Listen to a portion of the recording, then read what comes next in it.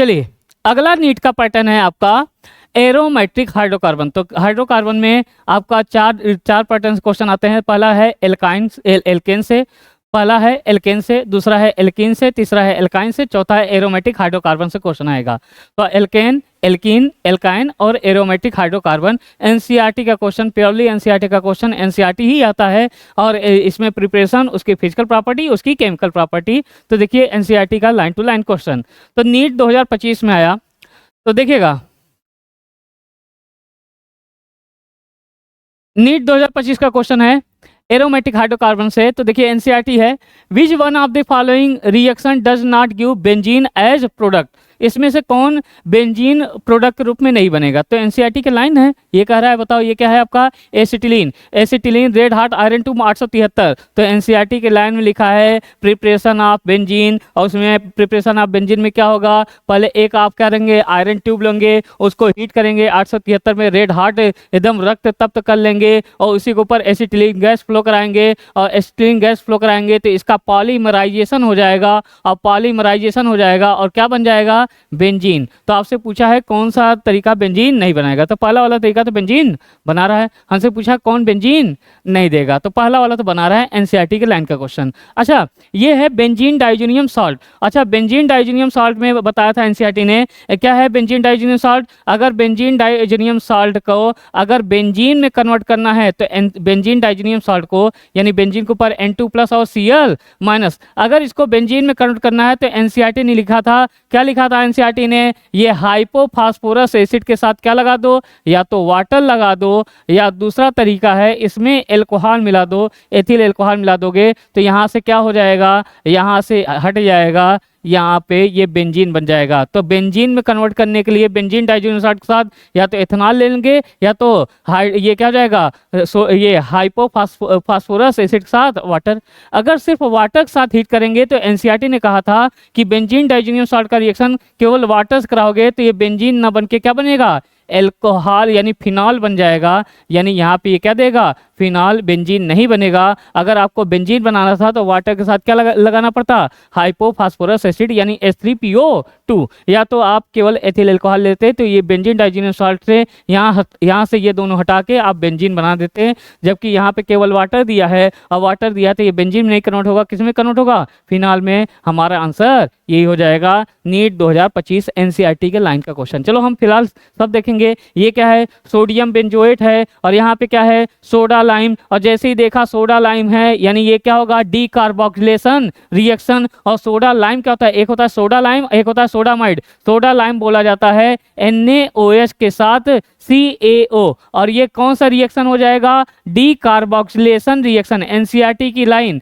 D carboxylation reaction, और ये D carboxylation reaction हो जाएगा, डी कार्बोक्सिलेशन रिएक्शन। और डी कार्बोक्सिलेशन रिएक्शन में क्या होता है, यहाँ से CO2 निकल जाएगा और सिर्फ बेंजीन बन जाएगा। यहाँ से क्या बनेगा बेंजीन हो जाएगा। और ये बताओ इसके साथ दे देंगे तो ये बन जाएगा Na2 बाई प्रोडक्ट के रूप में क्या निकलेगा, Na2CO3 और बेंजीन बन जाएगा। ये फर्दर टूट जाएगा तो ये कार्बन डाइऑक्साइड और सोडियम ऑक्साइड के रूप में, ये कार्बन डाइऑक्साइड, इसी का रिएक्शन का नाम क्या होता है, डी कार्बोक्सिलेशन रिएक्शन। ये वाला तो बेंजीन बनाएगा। अच्छा ये भी एनसीईआरटी का लाइन का क्वेश्चन है, एन हेक्सेन का रिएक्शन मोल्डेबनम ऑक्साइड ले लेंगे या वैनेडियम पेंटाऑक्साइड ले लेंगे 773 केल्विन 10 से 20 एटमॉस्फेरियर। तो ये कौन सा रिएक्शन है, एरोमेटाइजेशन रिएक्शन है। और एरोमेटाइजेशन रिएक्शन में क्या होगा, 6 कार्बन का है तो 6 कार्बन का ये क्या बन जाएगा, बेंजीन हो जाएगा। अगर 7 कार्बन का होता है यानी हेप्टेन होता तो क्या बन जाता, टालविन। तो ये भी बेंजीन बना रहा है, ये भी बेंजीन बना रहा है, ये भी बेंजीन बना रहा है,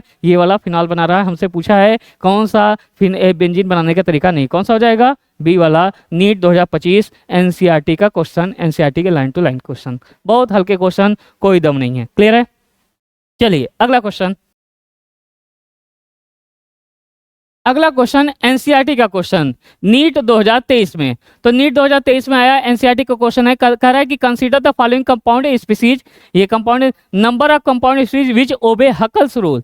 हकल्स रूल क्या होता है, यानी हकल्स रूल एरोमेटिक कंपाउंड कौन होते हैं, यानी हकल साहब ने कहा एरोमेटिक कंपाउंड कौन होते हैं, हकल साहब ने बताया एरोमेटिक कंपाउंड कौन होते हैं, एरोमेटिक कंपाउंड। तो एरोमेटिक कंपाउंड बताने के हकल साहब ने कहा, पहला नियम बताया कि वहाँ पे देखना, पहला ये देखना वो साइक्लिक होना चाहिए। क्या होना चाहिए, एरोमेटिक होने के लिए पहला कंडीशन शर्त क्या है, साइक्लिक होना चाहिए। दूसरा शर्त क्या हो, प्लेनर होना चाहिए, यानी सभी एटम एक ही प्लेन में हो, यानी सभी का हाइब्रिडेशन क्या होना चाहिए, sp2। और तीसरा शर्त हगल साहब ने बताया था एरोमेटिक होने के लिए, बताया था, क्या बताया था, कॉन्जुगेशन में होना चाहिए। किस में होना चाहिए, कॉन्जुगेशन में होना चाहिए। और चौथा शर्त बताया था हकल साहब ने एरोमेटिक होने के लिए, क्या होना चाहिए, 4n+2 पाई इलेक्ट्रॉन, 4n+2, और यहाँ क्या हो जाएगा, पाई इलेक्ट्रॉन। और यहाँ पे n बराबर, ये अगर एरोमेटिक होगा तो n बराबर 0 आ सकता है, 1 आ सकता है, 2 आ सकता है,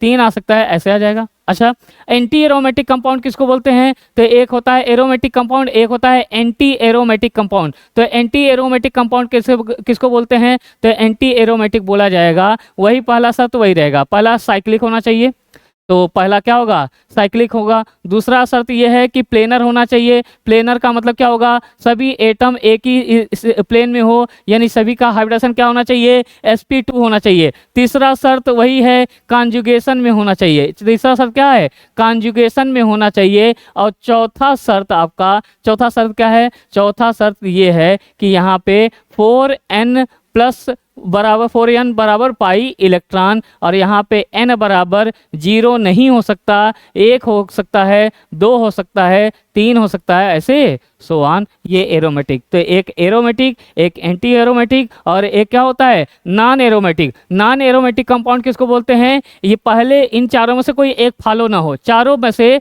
नॉन एरोमेटिक, चारों में से कोई एक फॉलो कंडीशन ना हो, तो ये क्या होगा, नॉन एरोमेटिक कंपाउंड होगा। और सबसे ज़्यादा स्टेबल होता है एरोमेटिक कंपाउंड, फिर नॉन एरोमेटिक कंपाउंड, सबसे कम स्टेबल जो होता है एंटी एरोमेटिक कंपाउंड। तो हमसे नीट 2023 में क्वेश्चन पूछा गया कि बताओ इन सब में कौन हकल्स रूल को फॉलो कर रहा है। हकल्स रूल का मतलब कौन एरोमेटिक कंपाउंड है। तो ये हकल साहब ने किसके बारे में बताया, एरोमेटिक कंपाउंड। तो कौन एरोमेटिक कंपाउंड है, कैसे पता चलेगा कौन एरोमेटिक कंपाउंड है, 4 शर्त फुलफिल होना चाहिए। पहला शर्त, पहला कंडीशन क्या होगा, पहला शर्त है कि साइक्लिक होना चाहिए। दूसरा प्लेनर, यानी प्लेनर का मतलब sp2 हाइब्रिडाइज होना चाहिए। तीसरा क्या होना चाहिए, कॉन्जुगेशन में होना चाहिए। और चौथा क्या फुलफिल है, 4n+2 पाई इलेक्ट्रॉन, और यहाँ n बराबर 0 आ सकता है, 1 आ सकता है, 2 आ सकता है, 3 आ सकता है। यही एंटी एरोमेटिक होगा तो साइक्लिक हो, प्लेनर हो, कॉन्जुगेशन हो, और यहाँ पे 4n बराबर पाई इलेक्ट्रॉन, और यहाँ n बराबर 0 नहीं आना चाहिए। अगर 0 नहीं आना चाहिए, 1 आ सकता है, 2 आ सकता है, 3 आ सकता है। तो चलो हमसे यही पूछा था नीट 2023 में, इसमें से कौन हकल्स रूल को फॉलो कर रहा है, यानी इसमें से कौन एरोमेटिक कंपाउंड है। तो चेक करते हैं कौन एरोमेटिक कंपाउंड है। तो पहला वाला देखते हैं, पहला वाला चेक करिए, पहला वाला एरोमेटिक है कि एंटी एरोमेटिक है कि नॉन एरोमेटिक है। तो चेक करते हैं पहला वाला। तो ये बताओ, पहले ये शर्त है साइक्लिक है कि नहीं है, हाँ साइक्लिक है। दूसरा शर्त प्लेनर है कि नहीं है, हाँ प्लेनर है, क्योंकि ये बताओ sp2 sp2 sp2 sp2, देखो यहाँ पे कार्बन की वैलेंसी कितनी होती है, 4 4 3 7, और क्या हो जाएगा 8। तो इसका हाइब्रिडेशन क्या जाएगा, sp1p2 sp2 sp2 sp2 sp2 sp2 sp2 sp2 sp2, यानी यहाँ पे प्लेनर है। अच्छा, तीसरा क्या, तीसरा शर्त कॉन्जुगेशन में है, हाँ कॉन्जुगेशन में है। देखो double bond alternate double bond alternate double bond alternate double bond alternate double bond. और फिर चौथा शर्त क्या है, 4n+2 पाई इलेक्ट्रॉन, 4n+2। अच्छा, कितने पाई इलेक्ट्रॉन है, तो पाई मतलब डबल बॉन्ड है, पाई इलेक्ट्रॉन है यहाँ पे 1 2 3 4 और 5। तो यानी 5 पाई बॉन्ड है, तो उसमें कितने इलेक्ट्रॉन होगा, एक बॉन्ड में कितने इलेक्ट्रॉन, 2 इलेक्ट्रॉन। तो कितने पाई इलेक्ट्रॉन हो जाएगा, 5 बाई बॉन्ड है तो एक बाई बॉन्ड में 2 इलेक्ट्रॉन हो जाएगा। तो यहाँ कितने इलेक्ट्रॉन हो जाएंगे, 10 पाई इलेक्ट्रॉन हो जाएंगे। तो यहाँ से कितना आ जाएगा, n बराबर 2 आ गया। तो n बराबर 0 भी आ सकता था, 2 भी, 1 भी आ सकता था, 2 भी आ सकता था, 3 आ सकता था। तो ये पहला क्या है आपका एरोमेटिक कंपाउंड। हमारा मकसद केवल आंसर निकालना नहीं है, हमारा मकसद है कि क्वेश्चन से ही कॉन्सेप्ट भी सीखना है और नीट का पैटर्न समझना है। और ये नहीं कि केवल आंसर टिक मार दिए आगे बढ़ गए। आपको क्वेश्चन से ही क्या सीखना है, सब्जेक्ट को सीखना है, क्वेश्चन से ही कॉन्सेप्ट को सीखना है। ये नहीं केवल टिक मार दे, हाँ ये आएगा, ये होगा, टिक कर दिए आगे बढ़ गए, आपने सीखा नहीं। PIQ रटा नहीं होना चाहिए, PIQ समझा होना चाहिए, तभी आपको PIQ लगाने का कोई फ़ायदा है। अदरवाइज अगर आप आंसर रट लेंगे तो PIQ लगाने का कोई मतलब नहीं है। अगर आपको इसके बारे में बताना है तो इसके बारे में पूरे कॉन्सेप्ट देखिए, आप उसको देखिए कि कैसे कैसे सही है तो क्यों सही है, गलत है तो क्यों गलत है। तो हमें क्वेश्चन से हमारा मकसद है, PIQ भी साथ में कराएंगे, साथ साथ आपका कॉन्सेप्ट भी क्लियर करेंगे, कॉन्सेप्ट से आपका सब्जेक्ट भी आपका यहीं से तैयार करा देंगे। तो बताइए दूसरा वाला देखते हैं। तो पहला शर्त, ये एरोमेटिक है कि नहीं है। अगर एरोमेटिक होगा तो हकल रूल को फॉलो करेगा। तो ये बताओ साइक्लिक, पहला शर्त साइक्लिक है, हाँ है। दूसरा शर्त प्लेनर है, हाँ सभी क्या है sp2 sp2 sp2 sp2 sp2, क्योंकि ये बताओ यहाँ पे लोन ये कितना हाइब्रिडेशन आ जाएगा, sp आ जाएगा, क्योंकि इसका लोन पेयर कॉन्जुगेशन में जा रहा है। और यहाँ पे कार्बन कितना होता है 4 4 2 6 1 7 और क्या हो जाएगा 8। यहाँ से इसका लोन पेयर कॉन्जुगेशन में जा रहा है तो ये कॉन्जुगेशन में तीसरा शर्त फुलफिल है, ये कॉन्जुगेशन में भी है। अच्छा इसके पास पाई इलेक्ट्रॉन कितना है, तो ये बताओ अगर एरोमेटिक होगा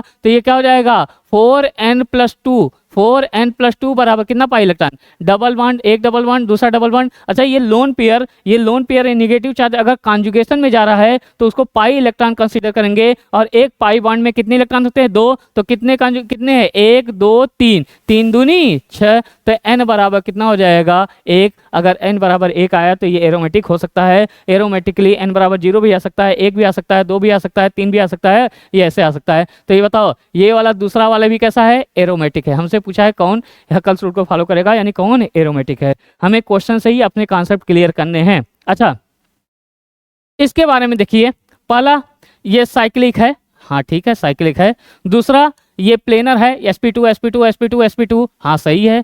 तीसरा कॉन्जुगेशन में है, हाँ कॉन्जुगेशन में है। चौथा 4, अगर एरोमेटिक वाला चेक करें तो 4n+2 पाई इलेक्ट्रॉन, कितने पाई बॉन्ड है 2 बॉन्ड, तो कितने इलेक्ट्रॉन हो जाएंगे 4। तो यहाँ से n बराबर कितना आ जाएगा 0.5, n बराबर 0.5 नहीं हो सकता, 0 हो सकता है। अगर एरोमेटिक हो सकता होना है तो 0 हो सकता है, 1 आ सकता है, 2 आ सकता है, 3 आ सकता है, फ्रैक्शन में नहीं होगा, तो ये तो एरोमेटिक नहीं है। अच्छा एंटी एरोमेटिक चेक कर लें, कहीं एंटी एरोमेटिक नहीं है, साइक्लिक है, प्लेनर है, कॉन्जुगेशन है। एंटी एरोमेटिक के लिए क्या लगाते हैं 4n+ पाई इलेक्ट्रॉन, 4n बराबर पाई इलेक्ट्रॉन, कितने पाई इलेक्ट्रॉन 4, और तो ये n बराबर कितना आ जाएगा 1। हाँ ये अगर एंटी एरोमेटिक होगा 1 हो सकता है, 2 हो सकता है, 3 हो सकता है, 0 नहीं हो सकता, फ्रैक्शन नहीं होगा। एक्चुअल में ये कैसा है एंटी एरोमेटिक, कैसा है एंटी एरोमेटिक। अच्छा ये वाला चेक कर लेते हैं। ये बताओ साइक्लिक है, प्लेनर है, कॉन्जुगेशन में है, ये 4n+2 पाई इलेक्ट्रॉन को फॉलो नहीं करेगा, किसको फॉलो करेगा 4 है, तो 4 है तो ये क्या होगा इसी को फॉलो करेगा, यानी ये कौन सा हो जाएगा एंटी एरोमेटिक। कैसा हो जाएगा एंटी एरोमेटिक। अच्छा यहाँ देखिए, ये देखिए एरोमेटिक है कि एंटी एरोमेटिक है, कैसे पता चलेगा, पहला साइक्लिक है, हाँ है। दूसरा प्लेनर है, हाँ है। ये भी sp2, ये भी sp2, ये भी sp2। तीसरा कॉन्जुगेशन में है, हाँ है, क्योंकि ये पॉजिटिव चार्ज कॉन्जुगेशन में है। और चौथा पाई इलेक्ट्रॉन देखते हैं तो इसके पास पॉजिटिव चार्ज का कोई इलेक्ट्रॉन होता नहीं, केवल एक डबल बॉन्ड है तो 2 पाई इलेक्ट्रॉन है, और 2 पाई इलेक्ट्रॉन होगा तो ये बताइए 4n+2 बराबर कितना हो जाएगा 2, तो n बराबर कितना आ जाएगा 0, और n बराबर 0 है तो ये एरोमेटिक हो सकता है। यानी ये बताओ ये क्या होगा एरोमेटिक होगा। एरोमेटिक की एंटी एरोमेटिक, एरोमेटिक है। अच्छा यहाँ पे देखना, इसकी बात करेंगे तो ये साइक्लिक है, ये एक्सेप्शन है, देखना ये एक्सेप्शन है, ये साइक्लिक है, हाँ ठीक है साइक्लिक है।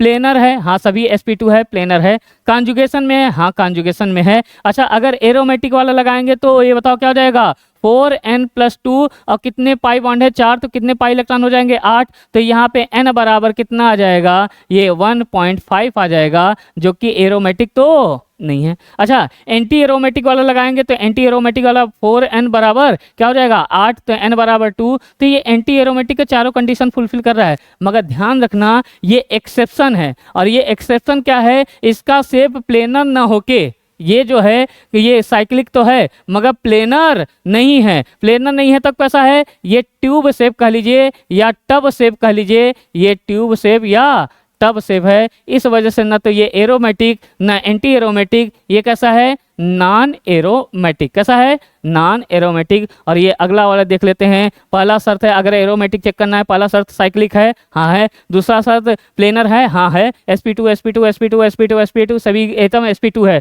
तीसरा शर्त कॉन्जुगेशन में है, हाँ अल्टरनेट पे डबल बॉन्ड। और चौथा शर्त ये एरोमेटिक वाला लगा देंगे तो 4n+2 और कितने पाई इलेक्ट्रॉन है तो 1 2 3 4 5 6 7, 7 दूनी 14 पाई इलेक्ट्रॉन हो जाएगा तो इसका n बराबर कितना आ जाएगा, 3 आ जाएगा, यानी ये फुलफिल कर रहा है एरोमेटिक वाला कंडीशन, तो ये भी एरोमेटिक है। तो आपसे पूछा था इसमें से कितने लोग हकल्स रूल को फॉलो करते हैं, जो एरोमेटिक होगा वही हकल रूल को फॉलो करेगा।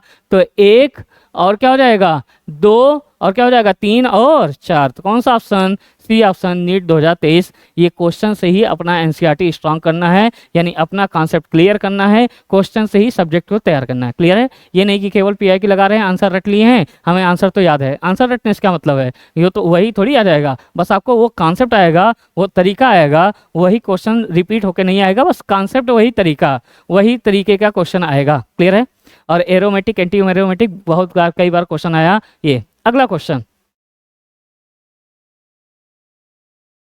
नीट 2023, अगर कॉन्सेप्ट सीख गए होगे तो देखते मान ही टिक कर दोगे। विच one of the following not aromatic, इसमें से कौन एरोमेटिक नहीं है। तो ये जैसे अगर आपको जब आपका कॉन्सेप्ट क्लियर हो जाएगा तो देखते ही टिक कर दोगे, चौथा वाला आएगा। तो देखो कैसे किया। चलो फिलहाल हम सीख रहे हैं, हम आपको सिखा रहे हैं, तो पूरा सीखते हैं, विधिवत तरीके सीखते हैं। ये एरोमेटिक है कि एंटी एरोमेटिक है कि नॉन एरोमेटिक है, चेक कर लेते हैं। पहला शर्त साइक्लिक है, हाँ है। दूसरा शर्त प्लेनर यानी sp2 है, हाँ है, sp2 sp2 sp2 sp2 sp2। तीसरा शर्त कॉन्जुगेशन में है, हाँ कॉन्जुगेशन में है। और चौथा शर्त 4n अगर एरोमेटिक के लिए तो क्या होगा, 4n प्लस 2 पाई इलेक्ट्रॉन। तो ये बताओ, 2 2 4 2 6, तो n बराबर कितना आ जाएगा, n बराबर 1 आ जाएगा, यानी ये कैसा है, एरोमेटिक कंपाउंड। हमसे कहा इसमें से कौन सा एरोमेटिक नहीं है। अच्छा दूसरा वाला चेक कर लेते हैं, तो एरोमेटिक है कि नॉन एरोमेटिक है कि एंटी एरोमेटिक है। तो देखिए ये पहला शर्त साइक्लिक है, हाँ है। दूसरा शर्त प्लेनर है, हाँ है। ये भी sp2 sp2 sp2 sp2 sp2 sp2 sp2। और तीसरा शर्त कॉन्जुगेशन में है, हाँ कॉन्जुगेशन में है। ये अल्टरनेट पोजीशन पे डबल बॉन्ड और पॉजिटिव चार्ज लगा है, तो कॉन्जुगेशन में। एरोमेटिक के लिए क्या होना चाहिए, 4n प्लस 2 पाई इलेक्ट्रॉन, और एंटी एरोमेटिक के लिए क्या होना चाहिए, 4n बराबर पाई इलेक्ट्रॉन। तो ये बताइए कितने पाई इलेक्ट्रॉन है, पॉजिटिव चार्ज के पास कोई इलेक्ट्रॉन तो होता नहीं है, फ्री रेडिकल पास कोई इलेक्ट्रॉन होता नहीं है। तो बताओ 1 2 3, 3 दूनी 6, तो n बराबर 1 आ गया, यानी n बराबर एरोमेटिक के केस में 0 भी आ सकता है, 1 भी आ सकता है, 2 भी आ सकता है, 3 भी आ सकता है, यानी ये वाला भी एरोमेटिक है। हमसे पूछा है कौन एरोमेटिक नहीं है। चलो ये वाला चेक कर लेते हैं, याद नहीं करना है, समझना है, समझते समझने अपने आप याद हो जाएगा। आप ये एक बार अगर अच्छे से प्रैक्टिस कर लिया तो ये देखते ही टिक मार दोगे, इतना कुछ करने की जरूरत नहीं। चूंकि हम सिखा रहे हैं, आप सीख रहे हो, तो ये इस तरीके से आपको करना है। सही है तो क्यों सही है, गलत है तो क्यों गलत है। अच्छा बताइए, इसको चेक करना है एरोमेटिक है कि एंटी एरोमेटिक है कि नॉन एरोमेटिक है। तो पहला शर्त क्या है, साइक्लिक है, हाँ है साइक्लिक है। प्लेनर, दूसरा शर्त प्लेनर है, हाँ सभी sp2, ये भी sp2 sp2 sp2 कार्बन है। अच्छा तीसरा शर्त कॉन्जुगेशन में है, हाँ है। अच्छा चौथा शर्त एरोमेटिक के लिए क्या होना चाहिए, 4n प्लस 2 बराबर पाई इलेक्ट्रॉन। अगर एंटी एरोमेटिक होता तो 4n बराबर पाई इलेक्ट्रॉन। तो यहाँ बताओ, ये पॉजिटिव चार्ज के पास कोई इलेक्ट्रॉन नहीं होता है, इसके पास पाई बॉन्ड, एक पाई बॉन्ड है, तो कितना हो जाएगा 2, और यहाँ पे n बराबर कितना आ जाएगा 0। अगर एरोमेटिक होगा तो n बराबर 0 भी हो सकता है, 1 भी हो सकता है, 2 भी हो सकता है, 3 भी हो सकता है, यानी ये एरोमेटिक वाले का पूरा कंडीशन फॉलो कर रहा है, ये बात सही है। अच्छा चौथा वाला ऑप्शन देखते हैं, यहाँ बताओ पहला शर्त साइक्लिक है, हाँ है। दूसरा शर्त प्लेनर है, प्लेनर का मतलब सभी कार्बन sp2 हाइब्रिडाइज, ये sp2 है क्योंकि कार्बन कितना होता है 4 4 3 7 और ये क्या हो जाएगा 8, 4 3 7 और ये क्या हो जाएगा 8, 4 3 7 और क्या हो जाएगा 8, 4 3 7 और ये क्या हो जाएगा 8, 4 3 7 और ये क्या हो जाएगा 8, 4 2 6 2 8, 4 3 7 और 1 8। अच्छा ये बताओ कैसा हो जाएगा 1 2 3, यानी ये कैसा है sp2 sp2 sp2 sp2 sp2 sp2। मगर ये वाला कार्बन बताइए कैसा हो जाएगा 1 2 3 4, तो ये कैसा कार्बन है sp3। अगर ये sp3 है तो ये प्लेनर नहीं है, दूसरा कंडीशन ही फुलफिल नहीं हुआ, तो ये नॉन एरोमेटिक है। एरोमेटिक की नॉन एरोमेटिक की एंटी एरोमेटिक, नॉन एरोमेटिक। तो हमसे पूछा था इसमें से कौन सा एरोमेटिक नहीं है, तो कौन सा ऑप्शन, डी ऑप्शन। आप देखते ही टिक मार देते हैं, मगर हमारा ये पर्पज है कि आपको कॉन्सेप्ट सिखाएं, क्वेश्चन से ही सब्जेक्ट को सिखाएं, तो ये आपको सीखते हुए आगे पीआईक्यू लगाना है, केवल आंसर नहीं रखना है। क्लियर है, चलिए नीट 2022 अगला क्वेश्चन एनसीईआरटी का ही है, नीट 2019 का। नीट 2019 में आया, तो देखिए नीट 2019 का क्वेश्चन है, तो क्या आया नीट 2019 में, NEET 2019 among the following reaction that proceed through electrophilic substitution reaction. एक इलेक्ट्रोफिलिक सब्स्टिट्यूशन का रिएक्शन मतलब कि एक इलेक्ट्रोफाइल दूसरे इलेक्ट्रोफाइल को रिप्लेस करे। तो जैसे एक होता है न्यूक्लियोफिलिक एडिशन रिएक्शन, और एक होता है इलेक्ट्रोफिलिक सब्स्टिट्यूशन रिएक्शन, एक होता है न्यूक्लियोफिलिक एडिशन रिएक्शन, एक होता है न्यूक्लियोफिलिक सब्स्टिट्यूशन रिएक्शन, और एक होता है फ्री रेडिकल सब्स्टिट्यूशन रिएक्शन। तो न्यूक्लियोफिलिक एडिशन रिएक्शन किसको बोलते हैं? जब पहले स्टेप में इलेक्ट्रोफाइल ऐड हो। और न्यूक्लियोफिलिक एडिशन रिएक्शन किसको बोलते हैं? जब पहले स्टेप में न्यूक्लियोफाइल ऐड हो। अच्छा, इलेक्ट्रोफिलिक सब्स्टिट्यूशन किसको बोलते हैं? जब एक इलेक्ट्रोफाइल दूसरे इलेक्ट्रोफाइल को रिप्लेस करे। और न्यूक्लियोफिलिक सब्स्टिट्यूशन रिएक्शन किसको बोलते हैं? जब एक न्यूक्लियोफाइल दूसरे न्यूक्लियोफाइल को रिप्लेस करे। तो हमसे पूछा है इलेक्ट्रोफिलिक सब्स्टिट्यूशन रिएक्शन, तो इसमें देखना है कि जब इलेक्ट्रोफिलिक सब्स्टिट्यूशन रिएक्शन कौन होगा? जिसमें एक इलेक्ट्रोफाइल दूसरे इलेक्ट्रोफाइल को क्या करे? रिप्लेस करें। तो देखिए यहाँ पे अगर आप देखना चाहें तो आप जानते हैं ये एसिड है, टूटेगा H प्लस और क्या हो जाएगा? Cl minus. ये टूटेगा प्लस और ये क्या हो जाएगा? माइनस। तो यहाँ पे देखो, यहाँ पे क्या हुआ? ये प्रोडक्ट बना है। तो यहाँ पहले OH माइनस था, यहाँ पे अब क्या हो गया? Cl minus. एक न्यूक्लियोफाइल ने दूसरे न्यूक्लियोफाइल को रिप्लेस कर दिया। तो ये कौन सा रिएक्शन हुआ? Nucleophilic substitution reaction. हमसे पूछा था कौन इलेक्ट्रोफिलिक है, तो ये पहला वाला तो नहीं है। अच्छा अच्छा, देखना यहाँ पे क्या हो रहा है। यहाँ पे देखोगे, यहाँ पे ये न्यूक्लियोफिलिक एडिशन रिएक्शन, ये बताओ ये भी कैसा है? न्यूक्लियोफिलिक सब्स्टिट्यूशन रिएक्शन, क्योंकि इसको तोड़ोगे तो यहाँ क्या होगा? माइनस, यहाँ क्या हो जाएगा? प्लस। यहाँ पे माइनस, यहाँ प्लस, और ये इससे न्यूक्लियोफाइल जुड़ जाएगा। तो ये न्यूक्लियोफिलिक सब्स्टिट्यूशन रिएक्शन है, तो ये वाला भी नहीं है। अच्छा, ये देखो ये क्या है आपका? यहाँ पे ये बेंजीन है, और यहाँ पे ये क्या लगा? बेंजीन। यहाँ पे क्या लगा होगा? हाइड्रोजन। कार्बन की वैलेंसी कितना होता है? 4, 4 3 7, और ये क्या हो जाएगा? 8। अच्छा, Cl2 के साथ AlCl3 है, इसके वैलेंस शेल में कितने इलेक्ट्रॉन है? 3 दूनी 6, तो 6 इलेक्ट्रॉन है। तो ये इलेक्ट्रॉन डिफिशिएंट है, इलेक्ट्रॉन डिफिशिएंट है, तो इसकी डिफिशियंसी दूर करने के लिए ये अपना बॉन्ड तोड़ेगा और क्या जनरेट करेगा? इलेक्ट्रोफाइल। क्या जनरेट करेगा? इलेक्ट्रोफाइल। और ये अपना बॉन्ड तोड़ेगा तो इलेक्ट्रोफाइल जनरेट करेगा। कौन सा इलेक्ट्रोफाइल? Cl electrophile. तो ये जैसे ही Cl इलेक्ट्रोफाइल आएगा, ये अपना बॉन्ड तोड़ेगा, यहाँ माइनस, यहाँ क्या हो जाएगा? प्लस। और यहाँ से देखिए हाइड्रोजन H प्लस निकल के Cl प्लस लग गया। तो एक इलेक्ट्रोफाइल ने दूसरे इलेक्ट्रोफाइल को रिप्लेस कर दिया। इस रिएक्शन का नाम क्या होगा? Electrophilic substitution reaction. हमसे यही पूछा था, इसमें से इलेक्ट्रोफिलिक सब्स्टिट्यूशन रिएक्शन कौन होगा? क्लियर है? तो ये जैसे ही देखा, ये इलेक्ट्रॉन डिफिशियंसी है, और ये इसकी डिफिशियंसी दूर करने के लिए ये अपना बॉन्ड तोड़ेगा। यहाँ क्या होगा? माइनस, यहाँ क्या होगा? प्लस। और ये माइनस इसकी डिफिशियंसी दूर करने के लिए इसके साथ हो जाएगा, और क्या बना लेगा? AlCl4 minus. और क्या जनरेट करेगा? इलेक्ट्रोफाइल। यहाँ पे एक इलेक्ट्रोफाइल ने दूसरे इलेक्ट्रोफाइल को रिप्लेस कर दिया। तो ये कौन सा रिएक्शन है? Electrophilic substitution reaction. अच्छा, इसको देखो, यहाँ पे देखिए ये कौन सा रिएक्शन है? तो यहाँ पे देखो, ये है आपका फ्री रेडिकल रिएक्शन, क्योंकि Cl2 के साथ अगर एनहाइड्रस AlCl3 लगा होता तो क्या जनरेट करता? इलेक्ट्रोफाइल। यही Cl2 के साथ अल्ट्रावायलेट लाइट लगा है, तो ये क्या जनरेट करेगा? फ्री रेडिकल जनरेट करेगा। और यहाँ से डबल बॉन्ड, ये फ्री रेडिकल यहाँ पे डबल बॉन्ड तोड़ के ऐड हो जा रहा है, तो ये है फ्री रेडिकल रिएक्शन हो जाएगा। यानी ये एक्चुअल में एडिशन रिएक्शन है। कौन सा रिएक्शन है? Addition reaction. ये कौन सा रिएक्शन है? एडिशन रिएक्शन हो जाएगा। तो हमसे पूछा था इलेक्ट्रोफिलिक सब्स्टिट्यूशन रिएक्शन कौन सा होगा? तो कौन सा ऑप्शन? सी ऑप्शन, ये नीट 2019 का। अगला क्वेश्चन है नीट 2016 का, विच one of the following can be use halide component for Friedel Crafts reaction. एक क्या होता है? फ्रीडल क्राफ्ट एल्काइलेशन, और एक होता है फ्रीडल क्राफ्ट एसाइलेशन। तो देखो पहले फ्रीडल क्राफ्ट रिएक्शन होता क्या है? तो एक होता है फ्रीडल क्राफ्ट एल्काइलेशन, एक क्या होता है? फ्रीडल क्राफ्ट एल्काइलेशन, और एक होता है फ्रीडल क्राफ्ट एसाइलेशन। एक फ्रीडल क्राफ्ट एल्काइलेशन, एक होता है फ्रीडल क्राफ्ट एसाइलेशन। तो देखिए फ्रीडल क्राफ्ट एल्काइलेशन होता क्या है? इसमें ये एक बेंजीन का केमिकल प्रॉपर्टी भी आप समझ सकते हैं। तो इसमें बेंजीन का रिएक्शन किसी एल्किल हैलाइड से कराते हैं, और किसके प्रेजेंस में? एनहाइड्रस AlCl3 के प्रेजेंस में। किसके प्रेजेंस में? एनहाइड्रस AlCl3 के प्रेजेंस में। ये क्यों ऐसा क्यों करते हैं? क्योंकि आप जानते हैं एनहाइड्रस AlCl3, एल्युमिनियम के वैलेंस शेल में कितने इलेक्ट्रॉन? 3 इलेक्ट्रॉन। 3 इससे अगर कितना हो गया? 6 इलेक्ट्रॉन। और 6 इलेक्ट्रॉन है तो क्या है? ये इलेक्ट्रॉन डिफिशिएंट है। अगर ये इलेक्ट्रॉन डिफिशिएंट है, इसकी डिफिशियंसी को दूर करने के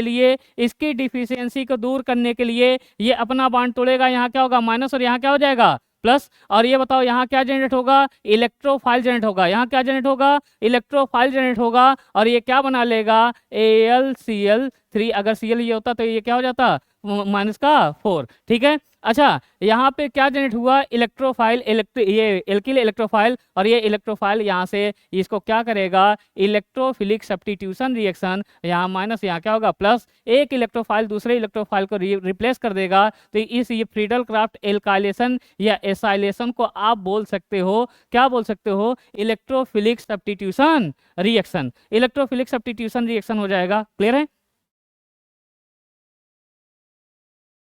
अच्छा, देखना यहाँ पे जो एल्किल हैलाइड है, एल्किल हैलाइड है, तो ये एल्किल हैलाइड जानते हो, यहाँ पे ये डबल बॉन्ड पे नहीं लगा होना चाहिए, क्योंकि ये अगर ये बताओ जैसे ये लिया तो ये तो आसानी से टूट जाएगा, ये क्या होगा, आसानी से टूट जाएगा, यहाँ माइनस और यहाँ क्या हो जाएगा प्लस। मगर कौन सा वाला एल्किल हैलाइड नहीं लेंगे, ये यहाँ ऐसा एल्किल हैलाइड जो विनाइलिक पोजीशन पे हो, कहाँ पे हो, विनाइलिक पोजीशन पे हो या एरिल पोजीशन पे हो।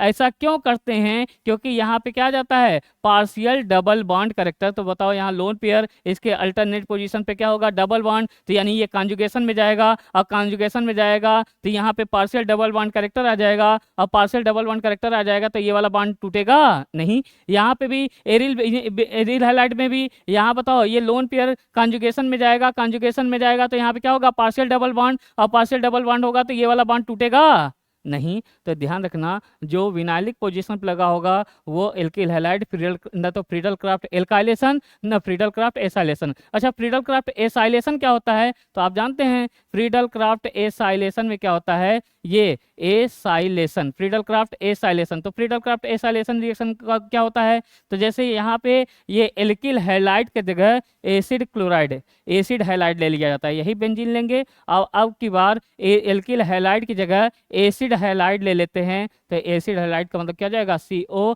जैसे क्लोराइड भी ले सकते हैं, एसिड हैलाइड भी ही आता है। और यहाँ पे क्या लेते हैं, एनहाइड्रस AlCl3। तो जैसे ही देखा एनहाइड्रस AlCl3, तो ये बताओ इसके बाद ये वैलेंस शेल में 3 इलेक्ट्रॉन, 3 इससे आ गया तो क्या होगा 6, और ये 6 इलेक्ट्रॉन है तो इलेक्ट्रॉन डिफिशिएंट है, इसकी डिफिशियंसी दूर करने के लिए अपना बॉन्ड तोड़ेगा, यहाँ माइनस और यहाँ क्या हो जाएगा प्लस, और ये माइनस इसके साथ चला जाएगा, इसकी डिफिशियंसी दूर कर देगा, और यहाँ पे जनरेट क्या करेगा, ये एसिटिल ग्रुप इलेक्ट्रोफाइल जनरेट करेगा, और यहाँ से ये हाइड्रोजन निकालेगा, एक इलेक्ट्रोफाइल दूसरे इलेक्ट्रोफाइल को रिप्लेस करेगा। ये भी एक टाइप का इलेक्ट्रोफिलिक सब्स्टिट्यूशन रिएक्शन होता है, फ्रीडल क्राफ्ट एसाइलेशन। इसका नाम क्या हो जाएगा, एसिटिल ग्रुप जुड़ा है तो इसका नाम क्या हो जाएगा, फ्रीडल क्राफ्ट एसाइलेशन रिएक्शन। तो यहाँ आपसे पूछा गया था कि इसमें से कौन सा फ्रीडल क्राफ्ट रिएक्शन नहीं देगा, चाहे वो एल्काइलेशन हो चाहे एसाइलेशन हो। तो जैसे ऑप्शन देखो, ये क्लोरोबेंजीन, तो बताओ क्या क्लोरोबेंजीन ये वाला एल्किल हैलाइड टूटेगा, एरिल हैलाइड टूटेगा नहीं, क्योंकि क्लोरोबेंजीन में इसका लोन पेयर कहाँ पे जा रहा है, कॉन्जुगेशन में जा रहा है, रिजोनेंस में जा रहा है, तो partial double bond character generate होगा, तो ये वाला बॉन्ड तो टूटेगा ही नहीं। जैसे ब्रोमोबेंजीन, तो ब्रोमोबेंजीन में बताइए क्या हो जाएगा, ये एरिल हैलाइड है, और यहाँ पे इसका ब्रोमीन के ऊपर लोन पेयर जो है वो कॉन्जुगेशन में जा रहा है, रिजोनेंस में जा रहा है, तो पार्शियल डबल बॉन्ड करेक्टर आ जाएगा, और पार्शियल डबल बॉन्ड करेक्टर आ जाएगा तो ये वाला बॉन्ड टूटेगा ही नहीं, तो फ्रीडल क्राफ्ट रिएक्शन देगा ही नहीं। अच्छा, क्लोरोएथीन, तो क्लोरोएथीन है तो क्लोरोएथीन कैसे लिखेंगे, तो क्लोरोएथीन यहाँ पे भी क्या हो जाएगा, यहाँ पे क्लोरीन के ऊपर जो लोन पेयर है ये कॉन्जुगेशन में जा रहा है, कॉन्जुगेशन में जा रहा है तो ये पार्शियल डबल बॉन्ड करेक्टर आ जाएगा, तो यहाँ से ये वाला बॉन्ड टूटेगा ही नहीं, तो फ्रीडल क्राफ्ट रिएक्शन देगा ही नहीं। आइसोप्रोपिल क्लोराइड, तो ये बताओ ये एल्किल हैलाइड है और यहाँ पे कोई कॉन्जुगेशन में नहीं है, यानी ये आसानी से टूट सकता है, और ये आसानी से टूट जाएगा तो यहाँ क्या होगा माइनस, और ये क्या हो जाएगा प्लस, यानी ये क्या होगा, फ्रीडल क्राफ्ट एल्काइलेशन रिएक्शन देगा। नीट 2016 में कौन सा ऑप्शन, डी ऑप्शन सही है तो क्यों सही है, गलत है तो क्यों गलत है। क्लियर है। अगला क्वेश्चन, जैसे अगला क्वेश्चन है तो कह रहा है कि in which of the following molecule all atom is coplanar. Coplanar का मतलब एक ही प्लेन पे हो, एक ही प्लेन होने के लिए हाइब्रिडेशन क्या होना चाहिए, sp2। तो यहाँ बताओ इस कार्बन का देखेंगे तो कार्बन के वैलेंस शेल में कितने इलेक्ट्रॉन, 4, 4 3 7 और एक क्या हो जाएगा 8, 4 3 7 और एक क्या 8, 4 3 7 और एक क्या हो जाएगा 8, 4 3 7 एक 8, 4 3 7 और एक 8, यानी यहाँ पे इसको बैलेंस करेंगे, ये कैसा है sp2 sp2 sp2 sp2 sp2 sp2 sp2 sp2 sp2 sp2 sp2 यहाँ पे सभी कार्बन sp2 हाइब्रिडाइज है और sp2 है, तो सभी कार्बन इसी प्लेन पे, कार्बन और हाइड्रोजन इसी शीशे के ऊपर होंगे, इसी प्लेन पे होंगे, तो यही वाला स्ट्रक्चर क्लोप्लेनर है। जबकि यहाँ पे देख रहे हो, यहाँ पे कार्बन के वैलेंस शेल में कितने इलेक्ट्रॉन, 4, 4 2 6 और 6 2 8। यहाँ पे जितने भी कार्बन हैं सबका हाइब्रिडेशन क्या हो जाएगा, sp3, और sp3 होगा तो ये एक प्लेन में नहीं है। तो हमसे पूछा था कौन किसमें सभी एटम एक ही प्लेन पे है, तो इसमें कार्बन और हाइड्रोजन एक ही प्लेन में है, क्योंकि इसका हाइब्रिडेशन क्या हो जाएगा, sp2। जैसे देखिए तीसरा ऑप्शन, तो तीसरा ऑप्शन में देखिएगा कर क्या ये एक ही प्लेन पे है, तो ये वाला तो क्या हो जाएगा sp1 p2, ये कैसा है sp2, ये भी कैसा है sp2। अच्छा ये कैसा है sp3, और ये कैसा है sp3, और ये कैसा है sp, ये कैसा है sp। तो ये बताओ, ये दोनों तो एक ही प्लेन पे हैं, बाकी एक प्लेन पे नहीं है, तो ये कोप्लेनर नहीं है। जैसे यहाँ बताइए, ये कैसा है sp3, ये कैसा है sp3, ये कैसा है sp3, तो ये sp3 है, तो ये एक ही प्लेन पे नहीं है। तो कौन सा ऑप्शन हो जाएगा, ए वाला ऑप्शन। नीट 2016 हमसे पूछा था कौन एक प्लेन पे है। अगला क्वेश्चन नीट 2016 का है, करा कि in pyrrole the electron density maximum, तो किसमें मैक्सिमम इलेक्ट्रॉन डेंसिटी होगा।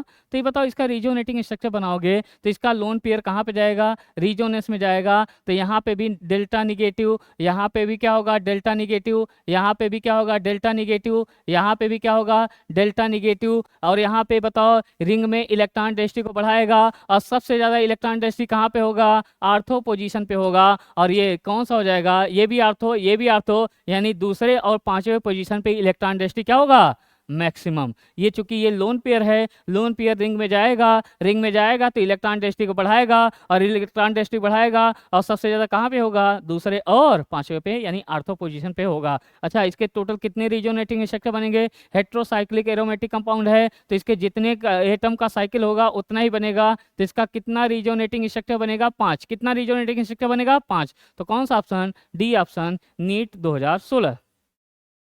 अगला क्वेश्चन देखिए नीट 2016 का, तो कह रहा है कि in the given reaction benzene का रिएक्शन साइक्लोहेक्सीन कराएंगे एचएफ के प्रेजेंस में, तो बताओ पी प्रोडक्ट बनेगा, तो पी प्रोडक्ट क्या होगा। तो सिंपल का है, कुछ नहीं रखा है। तो देखो कह रहा है कि आपको कराना है बेंजीन का रिएक्शन कराना है, किससे कराना है, साइक्लोहेक्सीन से। और किसके प्रेजेंस में कराना है, किसके प्रेजेंस में, तो ये बताओ किसके प्रेजेंस में कराना है, एचएफ के प्रेजेंस में कराना है। और टेम्परेचर कितना है, 0 डिग्री सेल्सियस, यानी 273 केल्विन।